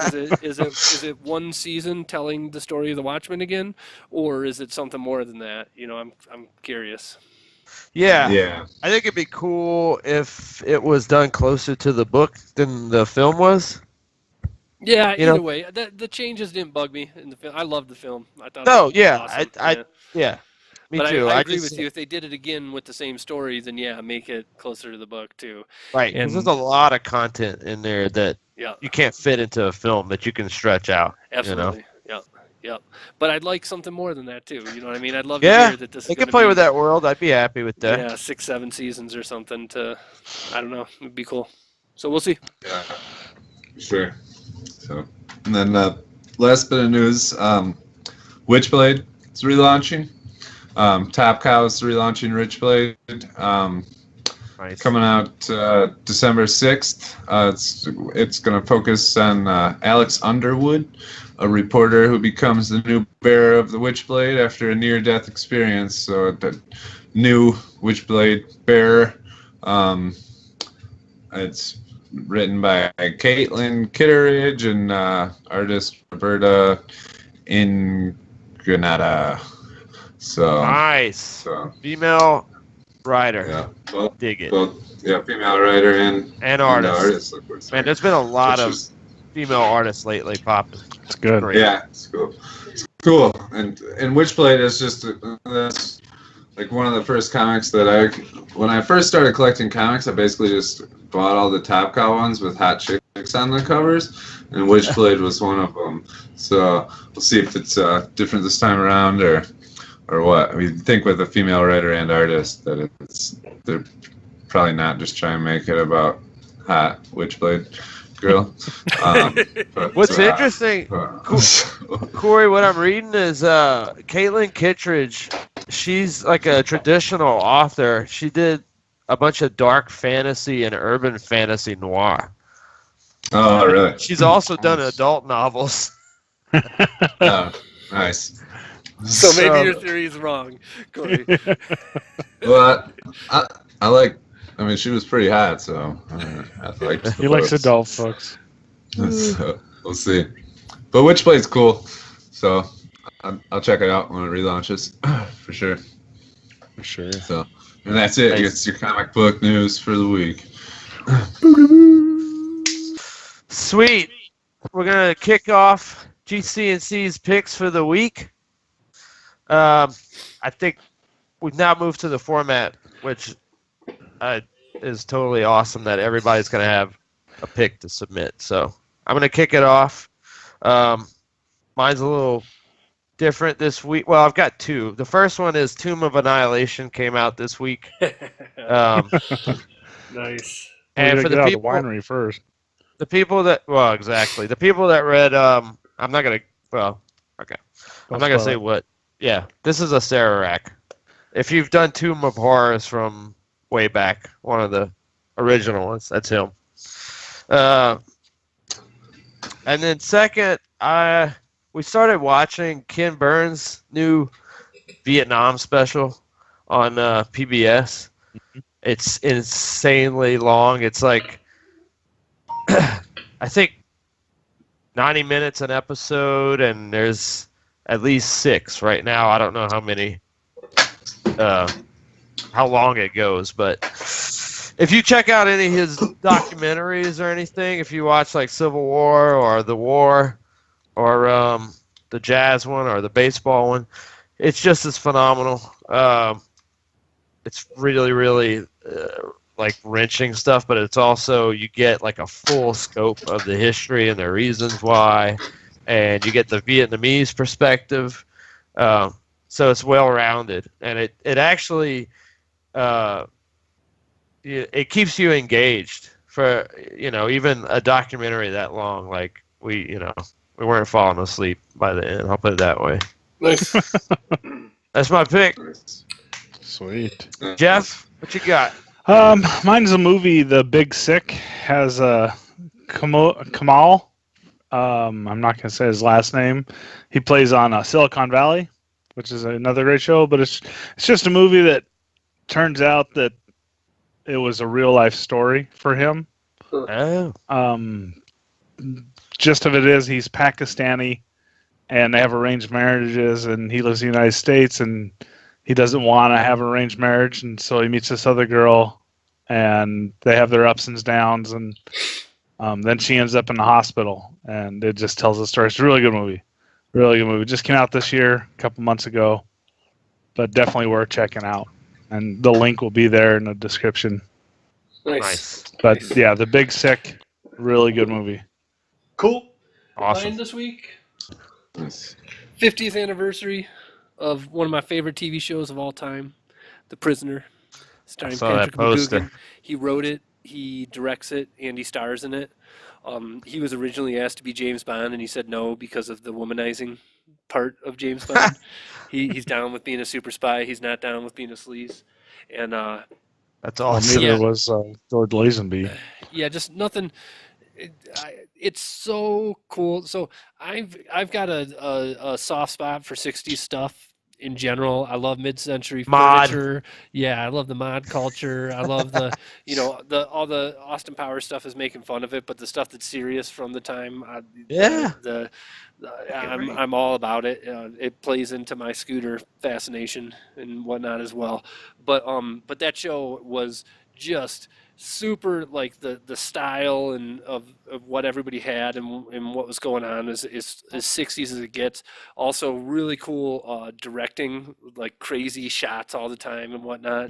And then this really cool story where he's a whatever, a M whatever for Great Britain, where he's one of the spies there who quits, and then he goes home, and this happens in the opening credits of every show. It shows like a synopsis of this. He goes home, and immediately gas comes in his door, and he passes out, and he wakes up in this place. It's called the Village, and everybody, the whole village is this fake society that's made to get information out of people, and you never know. Most of the people in the village are actors who are a part of trying to get information out of you, but there's a couple other people that are in there like you are, and it's all this big mind fucked over like who's can I trust, who can I trust, and he's like the ultimate fuck you guys, I'm not giving you anything, you guys can go to hell. And and eventually they even drug him and stuff to try and get it, and just really cool stuff. Every episode is a different deal where they're trying to get they just want to know why he quit, and he won't tell them. He's like, I don't, it might just be as much as there's, I quit for no reason, there's nothing devious behind it, but the fact that they're trying to pressure it out of him makes him give him the big fuck you in every episode. It's a movie? No, it's a TV show. Series. Okay. Yeah, Where is it going to be? Where is it going to be? Yeah. So Do they have nowadays, all I know is you can buy DVDs of it if you go and watch it. But watch the streaming channels and whatnot. It's on BBC television every now and then as well. Cool. The reason I bring it up this week is because it is the 50th anniversary. September 6th was the 50th anniversary of when it came out. So anyways, yeah, for those of you who haven't seen The Prisoner, it's a cultural must check out. Sweet. Corey? Nice. My pick of the week is a comic book by Image called The Realm. I was just on that comic book roundup page looking at comics with good reviews, and this one, it came up. It's high fantasy post-apocalypse. I'm in the modern, like there's Costco's and stuff around, and like it's in the modern world, except it's high fantasy with dragons and shit. So Is it Image? It's Image, yeah. Okay, I've seen ads for it. Yeah, the number one came out this month. Okay. So it's a good time to start reading, obviously. And I read the first issue, and it was really good. Really good. The art style looks kind of like Saga, and it's just cool. I just like the whole idea of post-apocalypse. Yeah, that looks awesome. Kind of genre blending. It was really good, and it's like 9.6 on average reviews or whatever. Really good reviews, and too much. And I really liked the first issue, so read it. It's good shit. I'm not familiar with that team. I definitely want to check it out. Word. Read it, Nate. There's just no time. I want to. I really want to. I almost want to do that for the Comic Book Club, but I think I want to do The Walking Dead to force you to read it or something. Every week, I drop 2 Marvel books and I replace it with 2 others that are non-Marvel. Yeah. The conversion rate's like accelerating. And Black Magic comes out this week. So yeah. Number 8. So, yeah, it's my pick. That's the picks for the week, everybody. Sweet. Our topic of the week this week, Blade Runner. I believe us 3, me, Jeff, and Nate had already seen it prior, but you guys just rewatched it again. Yep. Correct. Corey is just seeing it for the first time. Correct. Right. So we want to have a I little wanna bit of hear Corey. non-spoilery discussion. Yeah, and yeah, Corey, you being the young guy Yeah. and whatnot, what I'm more what- curious about his reaction because I already know how you guys feel about it, but Non-spoiler. I've been waiting. I've been waiting for non-spoilery. Corey's reaction. All right. Basically, I said to you guys in the Discord the next day, what the fuck did I just watch? And that wasn't a bad thing. I really liked it. I thought it was awesome. But just not what I expected. I had never seen it, and I had no idea what it was about. I was just imagining a guy with a sword. Because of the word blade, figured he'd probably be running and like and sci-fi stuff going on, but instead I felt like I dropped some acid and took a trip to it was so fucking weird. I mean, just the whole thing, it was just not what I expected. It just the way everything. I don't want to spoil it. It's hard to say without spoilers, but just not what I saw coming. I would say, Really you good, though. could I mean, talk spoilers in the mildest of ways. You know what I mean? Don't break down the storyline for somebody. I feel like there's a lot of people that are going to be watching it for the first time these next couple weeks. I was wondering why, because it was Yeah, 82. with the new one coming out and whatnot. So Yeah. yeah, just we can go minor spoilers though, but keep them Yeah. minor. I mean, the just real weird stuff. The characters, the guy with the disease was weird with his pets, and the sex scene was a little rapey, and Yeah, so let's talk about that, because and- you had said that to me over the phone, and then when I watched it again, I didn't remember it at all. And then when I watched it again, not really a sex scene, but definitely kind of a rape scene. And I do feel like that's, to me, like, I don't know. To be honest, you're not the only one.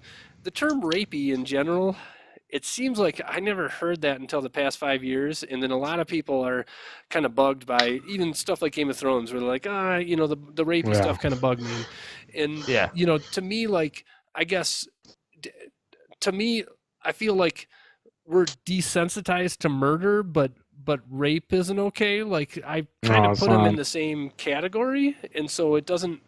I don't know. Not to say that, of course, it's disturbing by nature, but it doesn't bug me the way it seems to bug some people. But anyways, the flip side of that, in this movie in general, I feel like it was kind of talking about.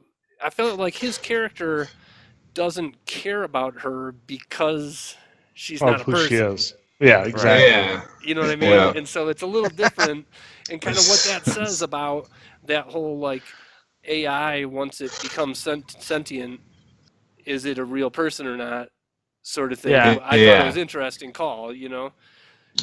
because And- clearly tough to, that's not a way you treat people, and then whatever. And she kind of succumbed to it at the end too. I don't know, like, it's weird. Yeah. Like, it was, like, I couldn't tell if it was him, like, forcing her to do that, or if it was just supposed to be like a hot thing, like, tell me this, or like, he was forcing her. No, he was forcing her. I mean, and yeah, it just kind of weirded me out. And beyond that, they acted like he was the best of the Blade Runners, and he kind of sucked at his job.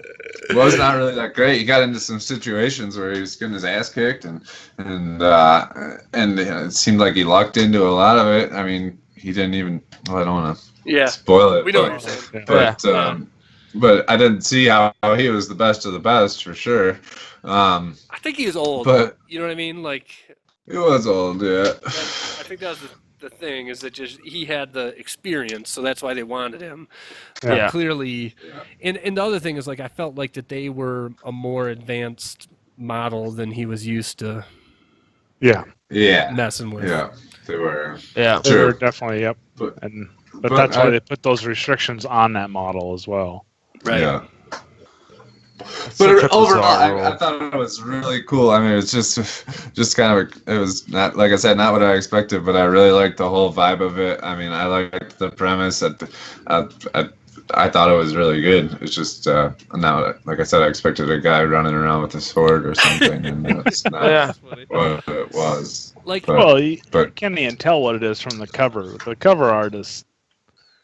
No, yeah. I would suggest watching it again at some point too. yeah. It's one of those that I think I pick up more and more when I watch it repeat. Yeah, I wanted to watch it again after I watched it. So I love you pick up a lot more of the symbology that's behind it too. Yeah. Yeah, totally. The unicorn. I wish the audio dove does wasn't a weird part of it. stuff. The dove was like way too heavy-handed. I wish that wasn't there, but the then like my thoughts real quick, and I'll try not to make it too long, but just watching it again, I literally haven't seen it in probably 15 years or whatnot, and I remember enjoying it the last time I watched it, but watching it again, I just, to me, just blown away by the whole gritty, nasty future. Neo-noir. Yeah. Nothing 2019, else. man. Yeah, right. We're almost there. And just how dirty it was. Just really blew my mind that movie came out between Empire and Jedi.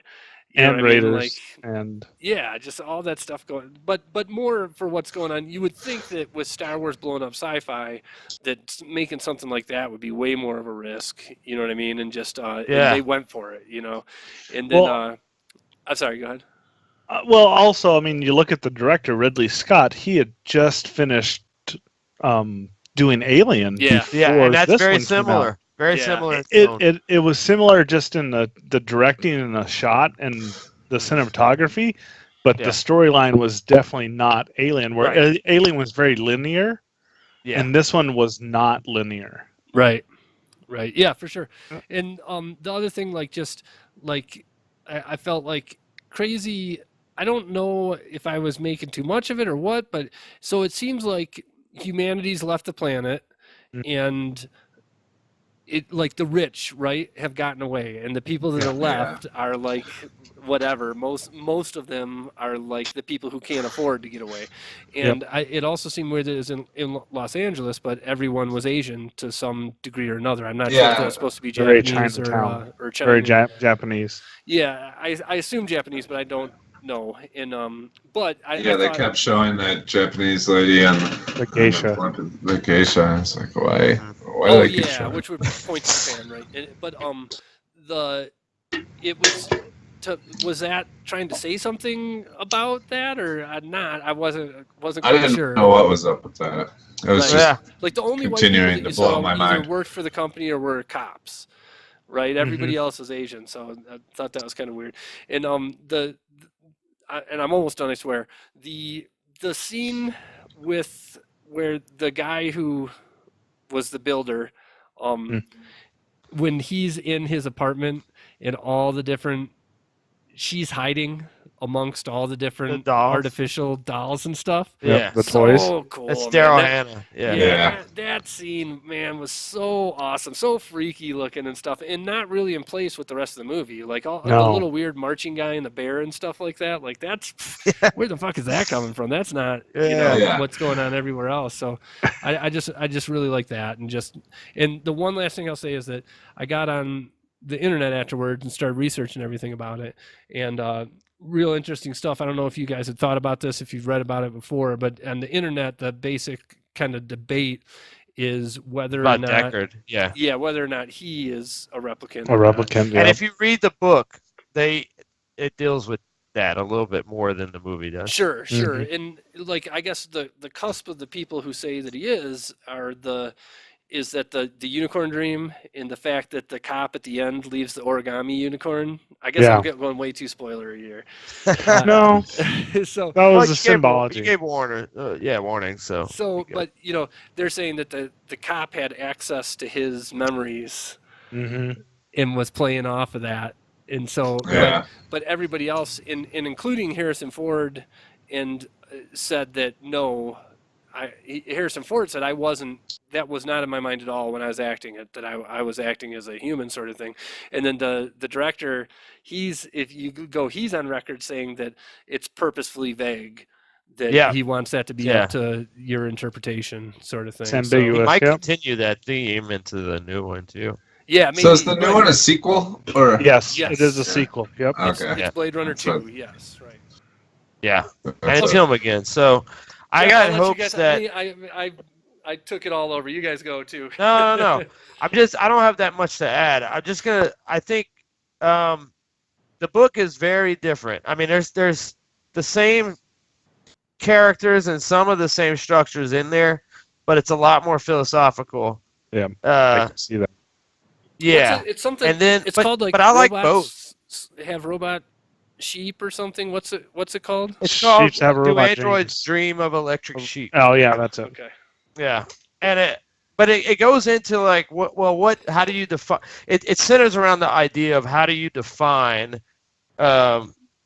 intelligence or reality versus something that's synthetic, like what's the and it goes into that a lot more than the film does, but I actually like both versions. I love the book for what it does, and I like what Ridley Scott does in this, because his vision of that future is so unique up to that. Now it's taken for granted, but if you think about 1982 and what was presented before that film, there's just nothing to compare it to before that movie came out. Yep. Yeah. It's just it stuck a flagpole in that dystopia that that I don't think there was any precedent for it before that came out. So it's just, and I'm attracted to the visuals in that film. It's just, I don't know, it's a gorgeous film. The soundtrack's incredible. Vangelis did the soundtrack. Get that shit on vinyl. It's great.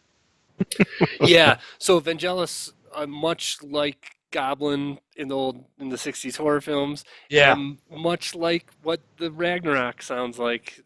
Part of what makes me fired up about Ragnarok, I love the soundtrack. Just all those weird synthesizer sounds with those visuals and stuff going on. Really, that's really cool. Yeah, they got nominated for a Golden Globe for that soundtrack. Vangelis.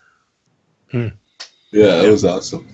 Jeff, I like the detective aspect of it too. Just I thought he was a terrible detective with his accent. He is. But I like the Hollywood noir aspect of it. Well, it was very noir. It was very Hollywood noir when he was trying to do that. And I think that's what it was kind of a throwback to. It was right. Being so cutting edge, it was trying to cut back into that old film noir that Hollywood did, and a lot of that symbology. Scene was another weird ass scene. I'm like, is he trying to act fake? Because she has to see right through that. Like, maybe he was, because a human would see through it. Maybe. Yeah. It's layered. I think That's you why should look at her more of the acting. I mean, Daryl Hannah wasn't that great of an actress. She was always very stiff, and I think that role played well into her inability to act. Was Splash after this? Do you remember? Yeah, right after. Okay. It was right after. So I think she was doing Those both. female hairdos were terrible too. That was the 80s. That was. Yeah, I'm just not into that. I just like looking at the contrast of how in the 80s how we viewed the future, and then how it is now. In the 80s we thought of, the future was 2019, 2049, and we had all this stuff, flying cars and all this. Yeah, it was very rudimentary and analog and trying to recreate that. But the symbology with the unicorns was really interesting, because it always makes you question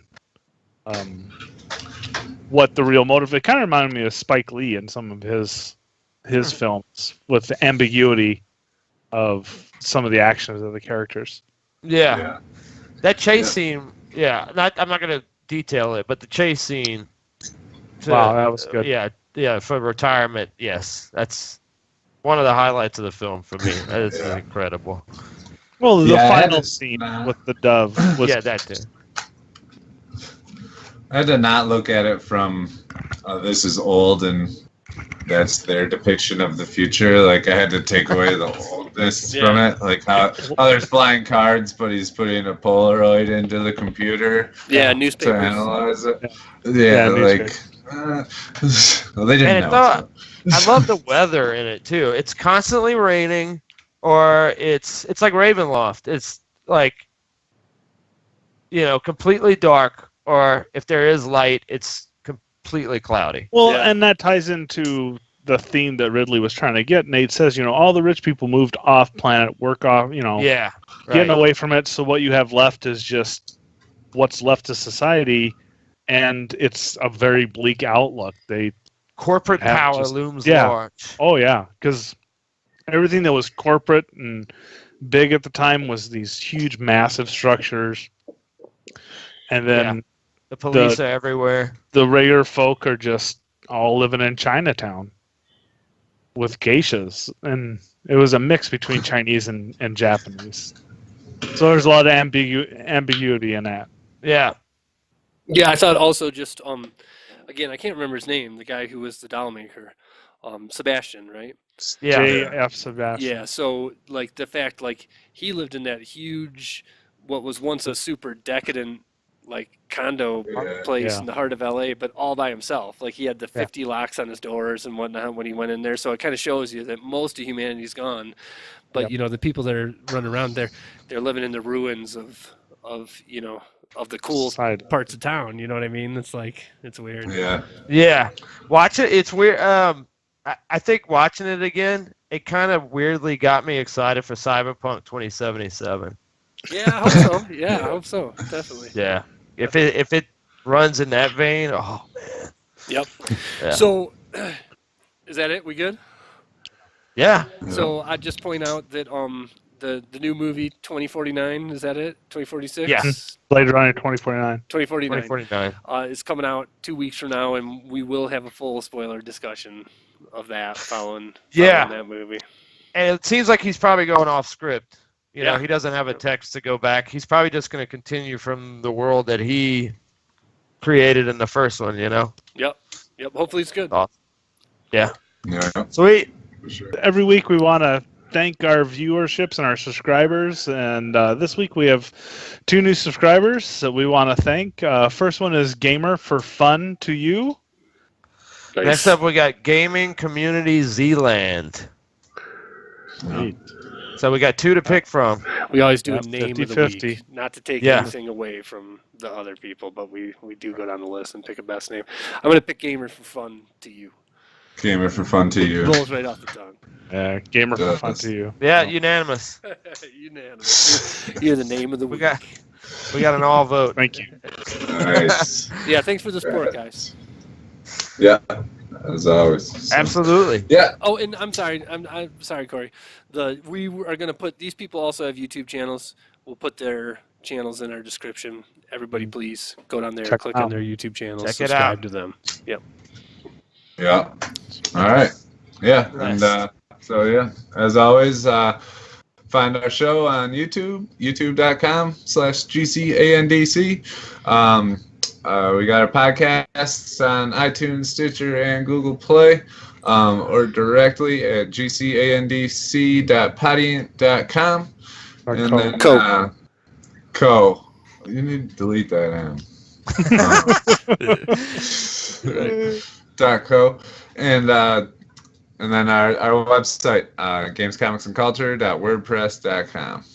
Email us. Please email us. Nobody's emailing us. Send us an email. Ask us a question. We'll put it on the show. gamescomicsandculture@gmail.com.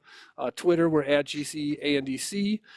You can find us individually by looking at our pictures on this video. Well, and you might get the show audioly. So my Twitter handle is at Darthnader, DARTH_N8R. At CJ Closter, KLOSTER. At SONAD or SONARG0D.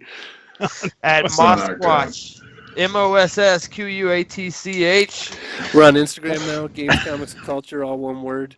Our Facebook group and Discord, Punch Game Comics and Culture into Facebook. Still You'll hot. find us there. Still hot. Discord's GCANDC. Support us on Patreon. $1 a month will hook us up, help us make better content, give us better equipment. We really want to, since we've been doing the audio show, we want better audio recording equipment. Your money will go towards making our show better. Please. You find us at patreon.com/GCANDC. And as always, thank you to Fred Thomas for the opening music and C Rider for the logo. And join our Discord because it is blowing up. It is blowing up. That is hot. It is blowing up. There's We so need many an invite. channels. Drunken rants. Yeah. So Drunken rants about ice cream. So you don't need an invite, Corey. If you search GCANDC in Discord, you'll find us. You can get on a general one. Yep, we got some strangers I didn't invite in there. And so thank you for watching the show. That's been Comically Gaming episode 41. We are going to end the show this week with a full spoilers discussion of the story of Destiny 2. So everybody, it's been a couple weeks now. You should have been through the story. It's not that long. We're going to break it down here, GC&C style. If you have not beaten the game yet and you're checking out, thank you for watching. We appreciate it. We'll see you next week. We're going to get back to our comic book club next week, where we're going to be discussing Bitch Planet number 10. So read up on Bitch Planet and join us back for that one for next week. So here we go. Do it to it. So full spoilers here. Destiny 2. Here's your last warning. 3, 2, 1. Boom. All right. Dirk's going to headbutt the camera. I want to hear, as we did Corey's full spoilers for being the newbie to Blade Runner, let's get Dirk's full spoiler assessment of Destiny 2. Of the story, right? We're talking about the story. We're talking about the main campaign. Yep. Yeah. Yep. The Red War. The Red War. That is still continuing. I'm a little confused about that. That they are allowing me to replay missions. That's just So- It's just a way to replay story In missions. the original game, when you opened up the maps, Yeah. every mission that you ever did stayed on the map, and you could go back and play it whenever you wanted. Okay. And then there were weekly missions that would give you extra bonuses. So that's just a Yeah. way of letting you kind of play. It's a mode where you can play story mode by yourself, still get some more XP, some good rewards by going back I got to it. what's her name. The thing is, and I'm saying this as a newbie, and that some of it's confusing. I wish I didn't have that option, just personally.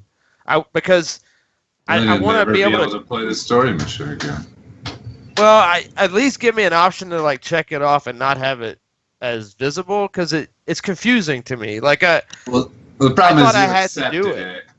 Yeah. You accepted that mission. If you completed that, It'll go unless away. you went and picked a new one, it'll be gone. so it's not going to come back once I do it again, because I'm No, doing it not- the second time.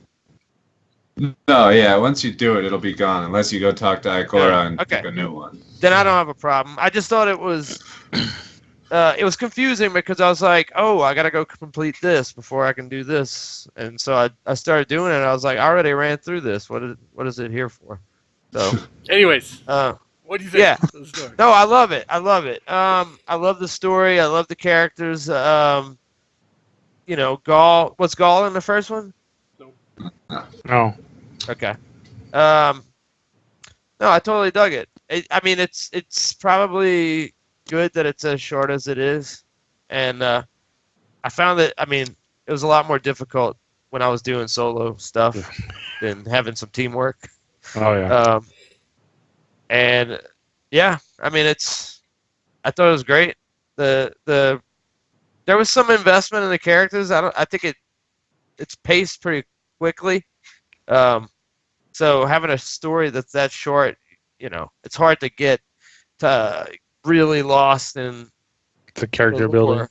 Yeah, just the Yeah. lore of it if the campaign is that short. I think you probably just gravitate towards the co-op stuff and the everything else, and the story is just kind of a formality to kind of get through, so you can start doing other stuff.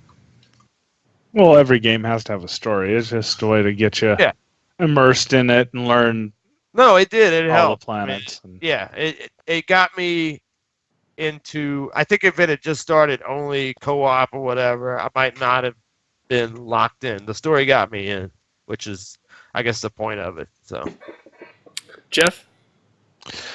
No, I did like the story. I mean, it is a standard, almost cookie cutter kind of story where you have a bad guy that's trying to do something to ultimate evil, and they capture somebody, and you've got to go and try and rescue him. The only thing I thought was interesting is you never actually get to save the traveler, or the dude hanging that Gaul has captured. The speaker, sorry, the speaker. Come on.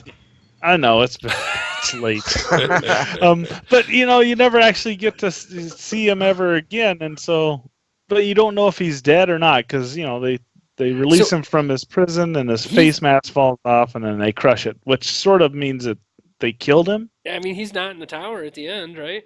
Yeah, I feel like they got him.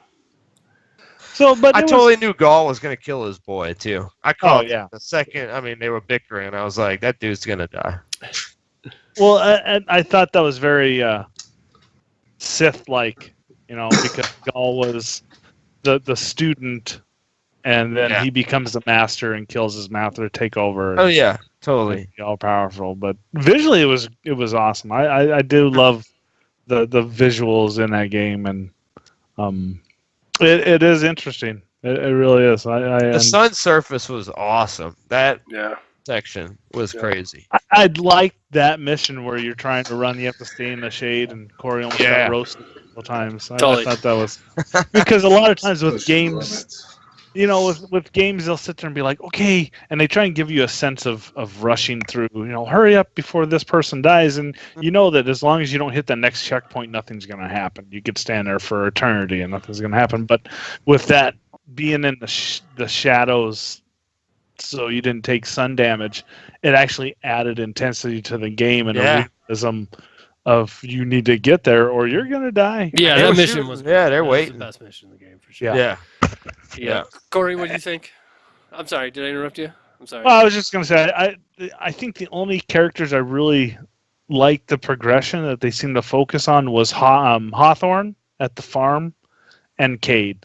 And I mean, Nathan Fillion did the voice of Cade, and I think he nailed it. I didn't even know that. Yeah. Corey? Story. I really liked it. I guess for coming from Destiny 1, I mean, we already knew Cade and Ikora and Zavala and the speaker and the traveler and everything. So I thought it was cool that you got to play with them, that you would, Cade's in the opening sequence and you're actually in a mission with them, and then of course they're all in the end with his arm missing and everything. I thought it was really cool to be able to play with them in the story instead of just accepting the quest from them in the tower and then going out and doing your own mission that had almost no story to it at all. I mean, the story itself wasn't amazing or anything, but yeah, I mean, Hawthorne and who's your favorite character, Nate? What was its name? Lewis. They were awesome. Cade's chicken was awesome. I forgot about the chicken. I mean, I did think it was kind of weird that Gaul wanted to earn the light instead of just taking it. But I mean, overall, it was a decent story. I liked it better than the first Destiny story because the first one was basically non-existent. But it was good. I mean, I think they were like, I mean, I want to see Eris. They reference people from Destiny 1, and you never actually see him, so hopefully she'll be coming up soon. I think my favorite character was probably Failsafe. She was awesome. Yeah. But yeah, it was good. So killed Gaul. I feel like Traveler stole the show in the end. So yeah, we'll break it down a little bit piece by piece here. But first, I feel like overall, I feel like Bungie has an ability to make good characters, does not have an ability to tell a good story. I feel like myself, if I'm honest, I feel like Gaul was super generic. Like Pretty generic. Corey, you pointed out that the cool thing about him is that he did want to earn it. He wanted the Traveler to give it to him. The other guy was trying to say, we're going to use these machines to extract the light. And Gaul was like, no, I want to earn it. I don't want to do that. And that's the whole reason he was keeping the speaker, was to learn what he had to do to prove himself worthy of the light. Now, other than that, though, I mean, there must have been half an hour cutscenes with Gaul that were boring as shit. I mean, just him arguing and talking about the things he used to do with the other guy and stuff. I mean, I was literally like snoozing away at those cutscenes. I feel like the Cade and Failsafe mission stole the show as far as good acting and good writing goes. And Failsafe is hilarious in the strike. Yeah. Well, that's what Destiny 1 had. There wasn't much of a story, but the characters were cool, and you just played along with them so long that you got to be friends with them. And now, so like, to be honest, like, if I was just like, I said it a bunch of times over the past few weeks, like, to me, it's the gameplay of playing through those missions with my buddies. I don't really care what's going on in the background, but if you're gonna spend all that time on telling me a story, do it a little bit better. You know, that's a $500 million project there. Put some fucking money into storytelling and make that better. I just feel like it was laughable. I'm gonna add on to that, Sure. like, and this, it might be because my brain is acting at half speed, but I don't remember the story. I mean, I remember like the highlights, the important things that happened, but I'm drawing blanks. I don't know, and I don't know if it's just because That's the whiskey talking. it could be. It could be. But it could also be the fact that it was super generic story. It was. it just wasn't. I mean, you know. So a couple things. First of all, just not to exclude you guys, but Corey. Different from Halo, at least you didn't have to go on Wikipedia and read what the story was, because it was so fucking No, confusing. that's not true, man. That's not true. Read. I went pretty deep on some people who are doing philosophy around what the story means, and it's way different than what For I what, thought. Destiny? Yeah, right. For the whole thing, not just this little story of what I guess the story of what happened with Gaul coming, you beating Gaul with the help of the Traveler. Like, that's pretty. But I don't know. I want more than that. But so I want to kind of pick it apart a little bit more. So first of all, not to exclude Jeff and Dirk, but from Destiny 1, and in particular, the Taken King is when story got kind of crazy. Like, Corey, at the end of the Taken King, Eris like goes and grabs his sword, which has a shard in it, and acts like there's something devious going on with her in the future and whatnot. And they've never went back to that, right? Like, I was expecting that to, in some shape or another, come back in Destiny 2. Right. And then, so the basics of Destiny 1 is a ghost finds you at the beginning, and you're a dead human, and the ghost finds you and gives you the Traveler's Light, and it's like, okay, I finally found somebody that I can give the Traveler's Light. And then you go to the tower, and Cade and Zavala and Akura are the three leaders, and they're and they're just basically, you know, you're the last remaining city. The Traveler's saving you because it's so close that it can still kind of zoom a little bit of light down to you. And basically different enemies are coming from across the galaxy just because they're kind of drawn to the Traveler. And that's all. And you fight them off. And that's basically the story of Destiny 1. So this is another guy coming to get the power from getting the light from the Traveler. And so at the beginning, I was really kind of almost pissed off about, you know, this opens up with this blockbuster thing where the Traveler gets trapped and all the Guardians lose their light, right? And so without your light, you can't be revived by a ghost, and you don't have all the special superpowers. You just got a gun and you can jump and whatnot. And so all the Guardians become mortal, so to speak. And then what really kind of blew me away is that those first few missions where you're meeting Hawthorne and you're working with the humans and setting up the resistance and whatnot.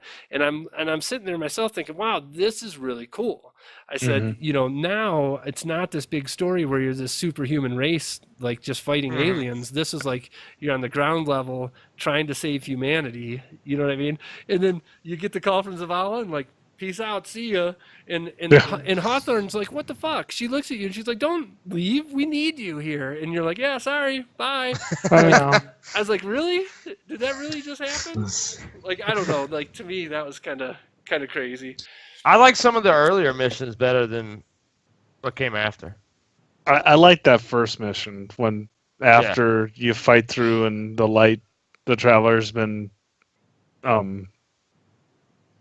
taken over basically by Gaul, and you're just broken and bleeding after you're kicked off that platform. That's the one. Yeah, and you have to struggle through it, and you're following that stupid bird. Yeah, and I like that. That was Lewis. Mario. But I really like that. What do you have against Lewis? I didn't know his name. That's why. Pay attention. I just shoot shit. No, I agree with you. I thought that was like super.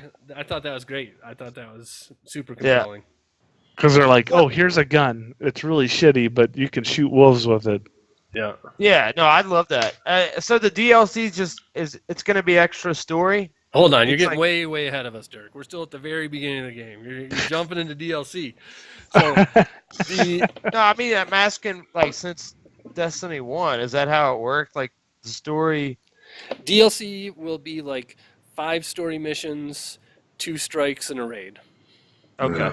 Yeah. I was just curious about each piece of DLC will be like that. Maps. Yeah, right. And new crucible maps. Yeah, new weapons, new gear. Yeah. Okay. So after that, all that happened, and you go to Zavala first, right? So I don't know. Like, to my thoughts, and I'd like to hear what your guys' thoughts were, is that Zavala, like me and Corey were like, boom, we showed up. He's like, oh, you had the light. He's like, oh man, this sucks. Everything sucks. I can't. My friends aren't here. I don't have the light. Blah blah blah blah blah. And we're just like, Zavala, what? Zavala was like a strong leader guy, and it's like he's just crying up on his his balls cut off. Oh, he cried. Yeah, they made fun of him. He's being a little bitch. Yeah, Kate called him out for crying. Yeah. Kate asked him if he cried. He didn't admit it. He's insinuating. I mean, yeah, but I thought those missions were that environment that he's in was really cool, but those missions were super disappointing. The fact that Zavala was just like this whiny baby, and that you had to run around that environment doing everything for him. I mean, I don't know. Did you agree or? I thought Cade's was cool. Yeah. Right. Cade was kind of you were drunk when we were playing Iwata, so I couldn't even hear half of what was actually happening. So we're still in Zavala missions here. You guys keep jumping ahead. But so anyways, I don't know. Anything else more to add to the Zavala stuff? Or I don't remember which one the Zavala was. That Titan or was that EDZ? Titan. Zavala. Okay. Yeah. Yeah. Zavala's the dude from the water. And basically you run around, the water looks terrible. You run around basically activating the whole platforms and whatnot. Yeah, right, exactly. So that what's her name can get her ships going and fly you out to where Kate is. Amanda, right, there you go. Sorry. I know even less. I mean, I just forgot it all. I wasn't a fan of the Titan mission. I did like. Yep. If we can move on to Cade now. Okay, let's move on to Cade. Yep. So yep. I liked Nessus. I liked Nessus was fun. That was, and failsafe I think was what really made it because you had to investigate. You're still investigating the Exodus Black, and you know it. Yeah. I liked the Cade missions because he was stuck in that portal the whole half the time, and then failsafe was talking shit, and then Cade's like, oh, did Zavala really say he needs my help? Right. Yeah. Yeah, and in the first game, like, Cade wasn't that big of a deal. He would make you the occasional kind of snappy comment as you were walking by him in the tower, but until the Taken King happened.